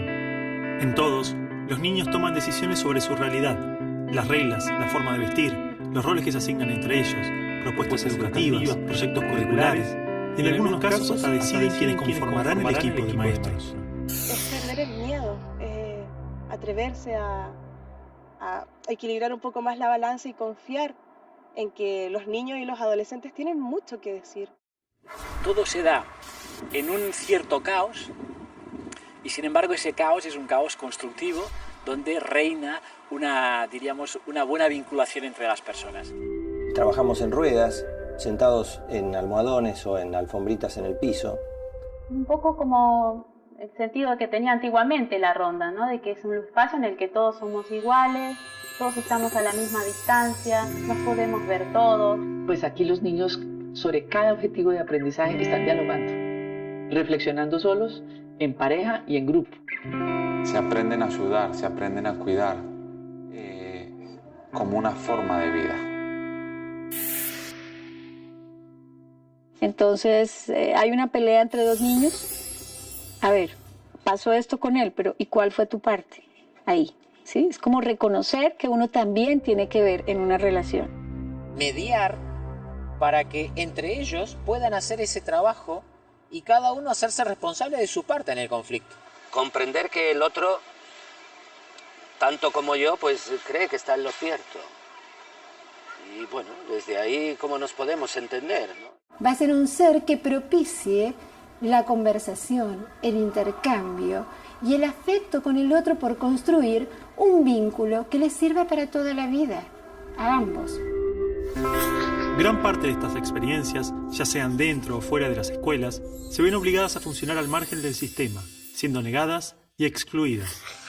En algunos casos, los niños pueden rendir exámenes libres para justificar su aprendizaje, y en otros no se les permite obtener una validación de sus conocimientos. ¿Es realmente necesario que un papel nos diga que sabemos? ¿Acaso un título es prueba de que hemos terminado con éxito nuestra educación? ¿Acaso hay una educación que finalice o sea exitosa? Que no tiene que ver con un aprender que 2 más 2 es 4. Tiene que ver con el poder descubrir tu vocación, tu misión en la vida. Cuando tú eso lo tienes claro, puedes cerrar los ojos, respiras profundo y sabes por dónde ir. La educación no termina nunca, porque la esencia de la nueva educación es la autoeducación. Y el proceso final es que el propio alumno se convierte en un maestro. Y él aprende, de su propio interior aprende. Y también aprende del exterior. Se forma un flujo en el que la educación se convierte en un entrar y salir de dentro, ¿no? El alumno no solamente es alguien que recibe, sino que se convierte en una fuente. Entonces, aquella idea que nos vendieron en la escuela de que estudie para que tenga algo y sea alguien en la vida, la idea de estudie para que ascienda, la idea de la educación como la única vía de ascenso socioeconómico, no es tan cierta. Hace pocas décadas surgió una corriente crítica hacia la escolarización. Educadores, pedagogos, sociólogos reivindicaban la educación fuera de las instituciones, en el ámbito familiar y social. De estas críticas surgen las prácticas de la educación en casa, educación sin escuela, y con el paso del tiempo comenzaron a pensarse formas de autoeducación, redes de formación autodidacta y educación entre pares. Tratamos que aprendan en la vida cotidiana. Viajan con nosotros, van a diversas actividades con nosotros, de esas que se llaman laborales, donde muchas veces están, o la mayoría de veces están excluidos los niños y las niñas. Y unas ganancias que son bastante potentes en términos de autodescubrimiento, de reconquista de la autonomía, de seguridad personal. Yo lo veo mucho más seguro de lo que quiere, que explora mucho más, que estudia porque le gusta aprender. Y consideramos que el tipo de educación sin escuela que nosotros hacemos es un tipo de educación que podríamos denominar de autoaprendizaje colaborativo o de aprendizaje autodirigido o de aprendizaje libre. Desde luego, hay tantas formas de educación en casa o educación sin escuela como familias que la practican. Desde experiencias realizadas por educadores y académicos hasta familias con creencias religiosas y pueblos con culturas marginales. Estas experiencias enriquecen la diversidad educativa y las formas de entender el aprendizaje. Pero para eso es necesario que todas ellas puedan existir, sean libres. Yo creo que no hay que obligar, la libertad no se puede obligar, pero sí se pueden abrir espacios para ella, de tal manera que sean legítimos. Y si la mitad de una nación quiere la educación estatal, bien, que la tenga. Pero si la otra mitad quiere, no sé, 30 pedagogías distintas, que sea. Un nuevo paradigma educativo debería ser escenarios donde cada uno pudiera experimentar y descubrir las cosas que les gustan y luego desarrollarlas. De ahí mi propuesta, que lo que tenemos que hacer es desescolarizar la escuela, vale decir, quitarle a la escuela todo lo que tiene de escolar. Esto significa que le tenemos que quitar a la escuela todo lo que impide que los estudiantes aprendan. No necesariamente tiene que estar en escuelas. Esto podría estar en, no sé, en clubes, en vecinales, en organizaciones barriales, en las plazas. Es decir, es ilimitado los lugares donde podemos llegar a poner esto en funcionamiento. Son adolescentes. Por favor, no hay que darle más crédito a esto. Yo a los 18 también quería cambiar el mundo, pero no se les puede dar... No me parece que sea tan así. Me parece que la crítica de los chicos está bien. Es una crítica al sistema educativo, no lo tomemos como algo personal, pido por favor. Perdón, pero yo tengo que tomar una determinación. ¿Los dejamos leer el discurso o no? Mira, Alicia, yo te digo una cosa. Si vos los dejás, vas a perder autoridad. No pueden hacer lo que quieren, ¿no? Igual con el tiempo, los chicos se olvidan. Yo después hablo con ellos y les explico por qué no lo pueden leer. No, es que no es así. No. A ver, el tema no es si los dejamos leer o no el texto. Me parece que tenemos que pensar si le estamos dando o no importancia a lo que dicen. Es profundo lo que están diciendo, no es cualquier cosa. Mira, yo comparto totalmente con vos. Porque todos hemos leído este trabajo. Y acá lo que piden los chicos es que haya un cambio en la educación, un crecimiento. Me parece que si somos capaces de revertir estas posturas nuestras diarias, de todos los días, entonces los chicos nos van a tomar más en serio. Y yo creo que esto es una oportunidad que se nos da en la palma de la mano. Si no la podemos ver, tal vez sea porque nos estamos subestimando un poco. La pregunta sería, ¿estamos dispuestos a tomar esa oportunidad? ¿Y estamos preparados para ese cambio?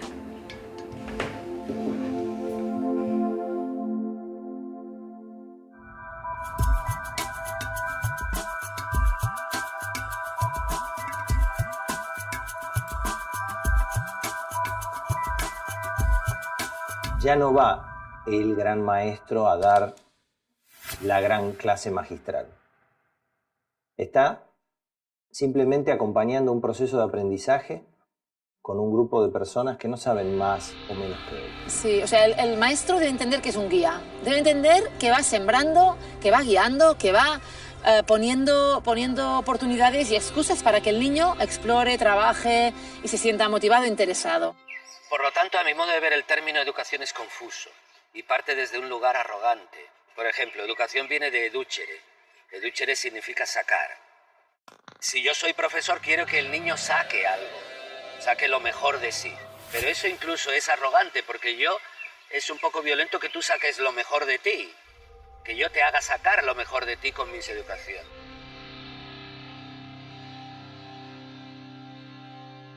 Yo propongo cuidar en lugar de educar. Cuidar solo hay un modo, o cuidas o descuidas. Educar hay muchos modos, pero cuidar no. Una capacidad de aceptar el fluir de la vida. Porque esto es la vida, no es otra cosa, ¿no? Y no tener como la intención de enseñar en todo momento. Un buen camino es abandonar la pequeña omnipotencia que suelen tener los docentes, de creer que llevan algo que enseñar a sus alumnos. Sí, necesita hacer un gran trabajo de humildad y de observación para poder percibir a cada niño en su proceso y cuidarse de no ser un obstáculo para él. La clave no está en los materiales, los recursos, las metodologías, los contenidos o los currículums y planificaciones, sino en la forma, en la relación, en las personas y su forma de ver la educación, su manera de entender la vida, la niñez y el aprendizaje. Podemos capacitar miles de docentes e invertir millones en materiales y nuevas metodologías. Pero el secreto es la mirada de cada ser humano sobre los otros, lo que hace y lo que es. ¿Vale? Es abrir ese corazón puro, ese externo que uno tiene y hablar con claridad. Eso es lo único que necesitan los niños y a partir de ahí es la comunicación. Todo lo que ellos ven que tú eres a través de la verdad, ellos lo escuchan. Un docente que no cambia su actitud, que no cree en lo que va a hacer, es muy difícil que tenga resultados. El principio básico de todo cambio es cuestionar lo que yo creo. Y esto nos da miedo. Es decir, yo no puedo cambiar manteniendo lo que creo. Y por lo tanto, en cierto sentido, o de un modo simbólico, tengo que morir. Mi visión de la vida tiene que morir para hacerse mejor. El aprendizaje es una continua transformación y difícilmente podremos acompañar y colaborar en el aprendizaje ajeno si no aprendemos por cuenta propia, si no nos enfrentamos al cambio interno, a nuestra historia personal, a lo que nos condiciona. Y la pedagogía logosófica se basa en eso, que es algo muy natural. No se puede dar lo que no se tiene. O sea que todo lo que se quiere enseñar tiene que tener el aval de la propia experiencia, el aval de la propia vida. Los que están enseñando vienen de una educación represiva. Por lo tanto, los maestros que enseñan no saben cómo gestionar sus propias emociones. Por lo tanto, no pueden enseñarlas. La clave está en que cada generación tiene una responsabilidad para mí. Una responsabilidad esencial que es ser ejemplo de lo que hace en su vida. Ser ejemplo de una vida lo más integral posible.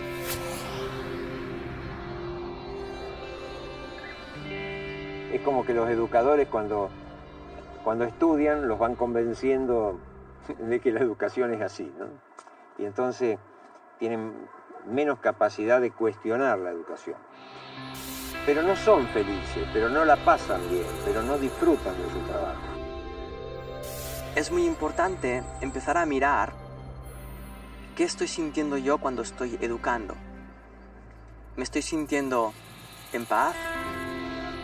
¿O me estoy sintiendo en conflicto? El cambio en los maestros, pues en la misma línea que los padres, exactamente, es descubrir su propio ser, su propio potencial, en descubrirse más allá de las creencias y de la educación que han recibido. Por lo tanto, eso exige un trabajo interior muy grande, tremendamente grande. Pero sobre todo es un camino de autoconocimiento. Un maestro, para ser maestro, tiene que estar en un continuo proceso de autodesarrollo. Un trabajo muy profundo de sensibilidad, de conciencia, de armonía, de alegría, ¿no? Para atreverte a llamar maestro. Porque si el docente sigue temiendo el mañana, si el docente sigue dudando de sus capacidades, no lo va a poder orientar al chico. Si realmente en la educación no eres feliz, no estás educando.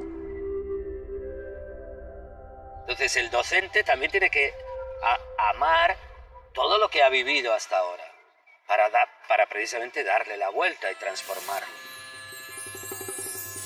Cuando vos estuviste realmente conectado con los chicos, salís de esas clases como rejuvenecido, lejos de irte de la escuela cansado, te vas con un montón de energía. Mucha gente que quiera ser maestro porque le dé ganas de jugar, que quiera ser maestro porque le dé ganas de abrazar, que quiera ser maestro porque le dé ganas de aprender de los chicos.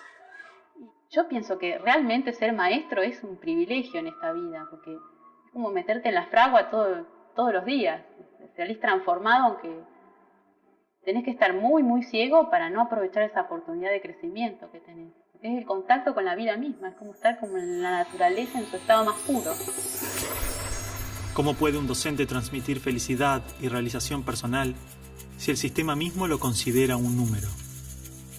Lo que la escuela hace con los niños, también lo hace con los maestros, a través de sus premios y castigos, puntuaciones, limitaciones, su burocracia. Ahora, cuando nosotros decíamos que los chicos crezcan en libertad, también los docentes debían estar en libertad, ¿no? El docente tiene un rol que tiene que recuperar. No porque el Estado se lo concede, sino porque él lo toma. De hecho, eso implica, por ejemplo, que en este colegio no existe un director. Hay una dirección colegiada, los profesores tenemos que ponernos de acuerdo. No hay a quien echarle la culpa. Si una reunión no es tan fructífera, es responsabilidad de todos. Porque no hay un jefe, un director, alguien que defina. De hecho, todos los días, al final del trabajo, nos reunimos, compartimos más o menos 1 hora y media, 2 horas, en la que conversamos sobre los temas del día. Y yo no sé si se sostendría esta experiencia si no hubiera ese trabajo por detrás, ¿no? No solo esta reunión nuestra de las mañanas, sino que después todos los días en el almuerzo también nos reunimos para hablar de los chicos, evaluar, digamos, hacer una evaluación general del día y de cada uno de los grupos, o tratar algún tema si hubo alguna situación particular que atender. La tarea de la educación es tan compleja que uno solo no lo puede hacer. Esto es un trabajo en equipo. Una educación verdaderamente democrática confía en que los niños decidan sobre su aprendizaje, en que los padres sean libres de decidir y participar en la educación de sus hijos, y en que los maestros elijan qué camino desean tomar en cada aula, en cada escuela. Solo de esa manera nos aseguramos que la educación responda directamente a las necesidades de cada persona, familia y comunidad. De esta manera, no hay una receta perfecta, un método para todos, sino tantas propuestas como experiencias libres y autónomas existan. A mí, como profesor, Mucha gente me pregunta, amigos, amigas, ¿cuál es la mejor escuela? ¿Cuál es el mejor modelo? Y yo simplemente les digo, mire, donde hay amor, hay respeto. Y donde hay respeto, hay la posibilidad de crear, porque hay diálogo. Entonces, una institución donde se pueda realmente amar al otro. Y amar quiere decir aceptarlo en su diferencia. Donde hay amor, hay respeto. Muchas de estas propuestas pedagógicas iniciaron allí y desde allí construyeron una discursividad muy coherente. Pero, a mi modo de ver, cometieron el error que es muy común en nosotros los seres humanos. Creyeron que habían encontrado la verdad. Lo importante no es inventar otras pedagogías y otra y otra y otra, sino adecuar la pedagogía al momento cultural, a ese grupo de niños, a ese grupo de docentes, y entonces vamos a gozar la pedagogía. Tiene que seguir sus instintos. Y no quedarse en lo que se ha venido haciendo, simplemente por no romper la inercia. Que se olvide todo lo que aprendió, todo lo que le han dicho y todos los conceptos que le han dicho y que contacte con su corazón. Y que cada vez que vea a un niño, se acuerde cuando fue un niño y se acuerde que lo que más le gustaba era jugar y que lo que más quería era que le sonrían y que lo que más quería es que le hagan cosquillas y que se contacte con ese ser humano así de corazón a corazón. Honestamente creo que la educación es cuestión de personas, más allá que de pedagogías, ¿no? Y de lo hace la persona. Micaela, tuve que salir del trabajo para venir hasta acá por semejante estupidez. No es una estupidez para mí. No sé para qué me habrán llamado. No sé, mamá, unos chicos querían leer una cosa y al final no los dejaron. Usted está todo aclarado, ¿verdad? Sí, mamá. Bien. Tenés que recibirte. ¿Cómo crees que vas a entrar a la facultad? ¿Y quién te dijo a vos que yo quiero ir a la facultad? Bueno, Juan, esto se terminó. Vos tenés tu futuro ya asegurado, así que ahora te vas de vacaciones, disfrutas de la playa y en abril cuando llegás, te vas a trabajar con él.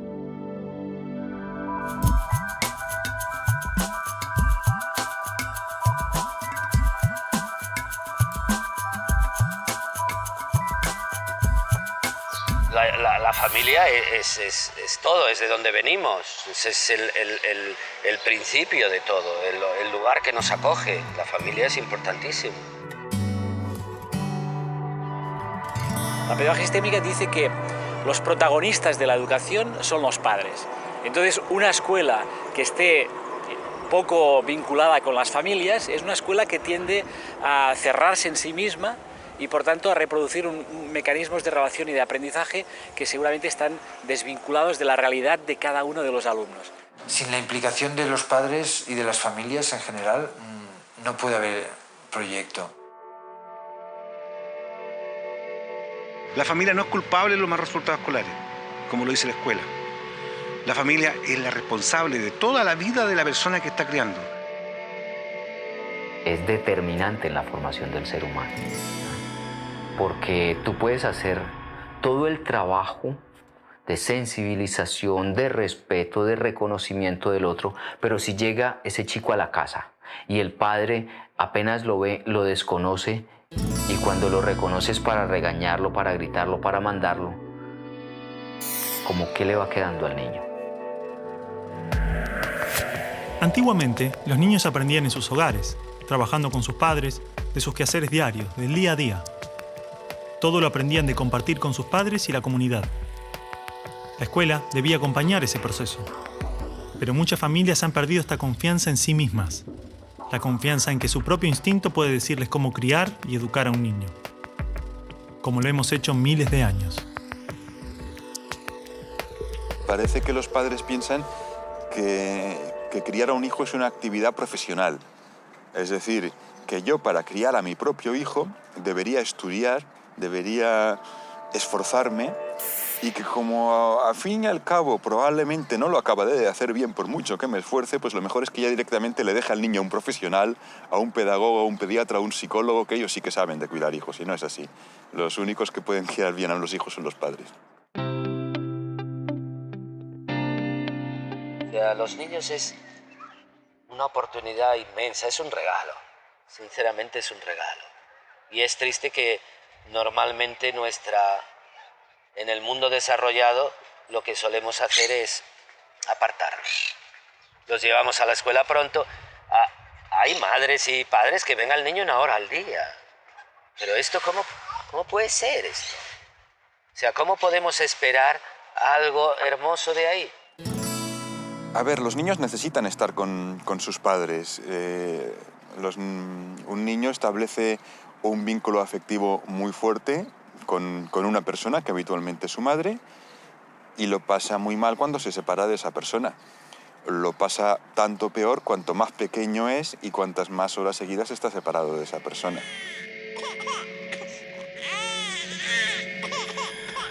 Ve que los papás les hemos aparcado ahí para que mientras nosotros estamos haciendo cosas interesantes o estamos trabajando, o sea, ellos están ahí encerrados para que no den el peñazo.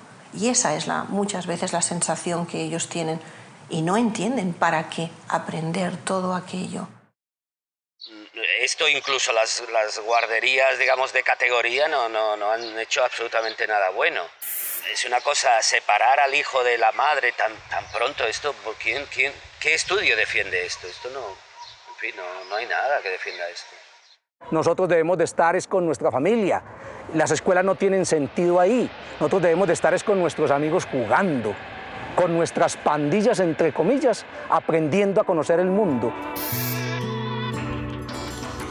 La presión social, las extensas jornadas laborales, la necesidad de no sentirnos excluidos, nos obliga día a día a tomar decisiones sin preguntarnos realmente si son lógicas o coherentes para nosotros, sin pensar cómo nos sentimos. Es decir, yo creo que los niños son el reflejo de la sociedad que vivimos y si están bien cuidados, se nota. Y esta sociedad no cuida a los niños porque tampoco se cuida a sí misma. Ellos son nuestro espejo. Cuando un niño vuelve de la escuela a casa, la pregunta que los padres hacen es ¿qué hiciste? ¿Y cómo te fue? ¿Y qué aprendiste? Pero la pregunta que normalmente nunca hacemos es ¿cómo te sentiste hoy en la escuela? La idea más revolucionaria que existe es intentar que las personas sean felices. Cuando una persona es feliz, tiene ganas de compartir esa felicidad con el otro, tiene ganas de compartir ese amor con el otro y tiene ganas de ayudar y cooperar con el otro. Pero para eso una persona tiene que estar bien consigo misma. Si yo le estoy diciendo a mi hijo, sé feliz, pero yo estoy resentido porque mis padres no me enseñaron esto, mi hijo no podrá aprender realmente lo que es ser feliz porque yo no se lo estaré demostrando. Cuando una persona está bien consigo misma cuando es capaz de tomar a su padre y a su madre y decir, sí, este es mi padre y este es mi madre. A pesar de todo lo que pasó, yo estoy en paz con mi pasado. Yo no estoy en lucha contra nada, ni quiero defender ni demostrar nada a nadie. No tengo que construir ningún tipo de identidad falsa. Soy maestro, soy psicólogo, soy tal. No, yo simplemente soy. Que intenten recordar al niño pequeño que ellos fueron y que recuerden que lo que era más importante para ellos era ver en los ojos de sus padres amor incondicional, aceptación total.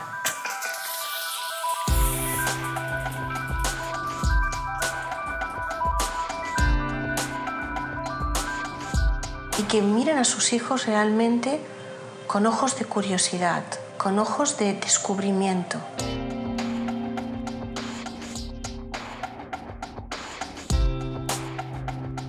Y que no solo descubran al niño, sino que también descubran al mundo a través de los ojos, de las manos.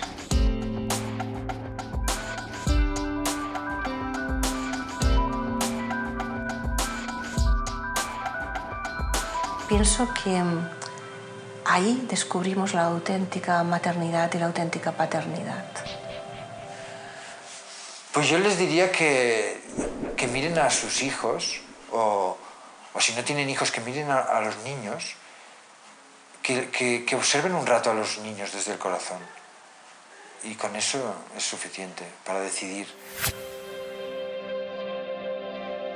Entonces usted dele lo que más pueda de atención. Juegue, revuélquese con él, participe con él lo que más pueda. Hágale que él participe en sus tareas, aprenda de las cosas de la casa, pero a su voluntad y como un juego. Por muchos buenos métodos que tengamos, un niño necesita ante todo amor, cercanía, sentirse cuidado, protegido. Cuanto más pequeño, más protegido. Y después, por sí mismo, puede proteger a los demás y cuidar a los demás. Es decir, primero tiene que apegarse para desapegarse. Creo en que las mamás y los papás estamos volviendo a ser los educadores que fuimos en algún momento, ¿no? Más allá de ir y botar a tu hijo en un lugar donde parece ser que te lo van a educar, estamos diciendo, a ver, no, momento, ¿no? Esto no lo acepto y creo que además tiene que surgir de ahí. No va a llegar de una autoridad. Esto es algo que sencillamente a nivel personal tienes que trabajar por alcanzarlo. Nuestra historia social, cultural y personal nos ha traído a este momento. Adoptamos y creamos una gran cantidad de objetivos y expectativas que probablemente no sean nuestras, sino del mundo que nos rodea. La mejor escuela, la mejor universidad, títulos, prestigio, dinero. Nos ha hecho olvidar lo que realmente buscamos. ¿Qué buscan? Buscan que su hijo tenga un título determinado. ¿Para qué? ¿Para qué estoy en esa búsqueda de saber? ¿Qué estoy buscando? ¿Qué tipo de conocimiento busco? Un conocimiento que genere al niño llegar a un éxito, ¿desde qué punto de vista? Mi hijo tiene que ser como yo quiero que sea. O tiene que cumplir lo que yo nunca he podido cumplir. Todo esto es muy egocéntrico. Estoy educando para que se sepan adaptar a la sociedad que les va a tocar vivir, que mira que va a ser dura. O estoy educando para que ellos detecten críticamente lo que les gusta, lo que no les gusta, y en su día a día trabajen para la mejora de esta sociedad. Porque un niño viene con un mundo tan fresco que irremediablemente va a cuestionar el mío. Porque para él todo es nuevo. Para él no hay nada viejo. Confíen en sus hijos. Ellos saben mucho más de lo que ustedes creen. Porque a veces las personas que más limitamos a nuestros hijos somos los padres.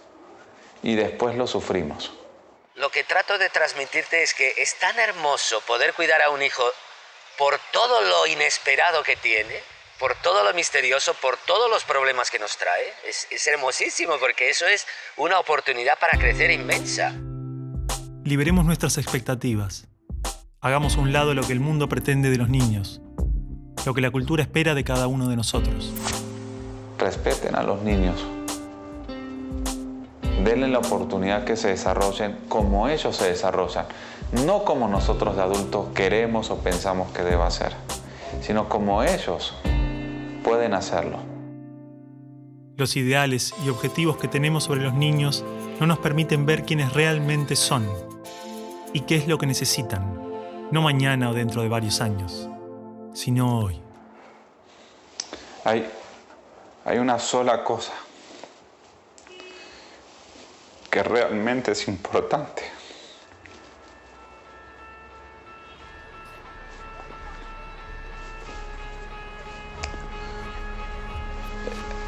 Es el amor que nosotros le podamos dar a los niños.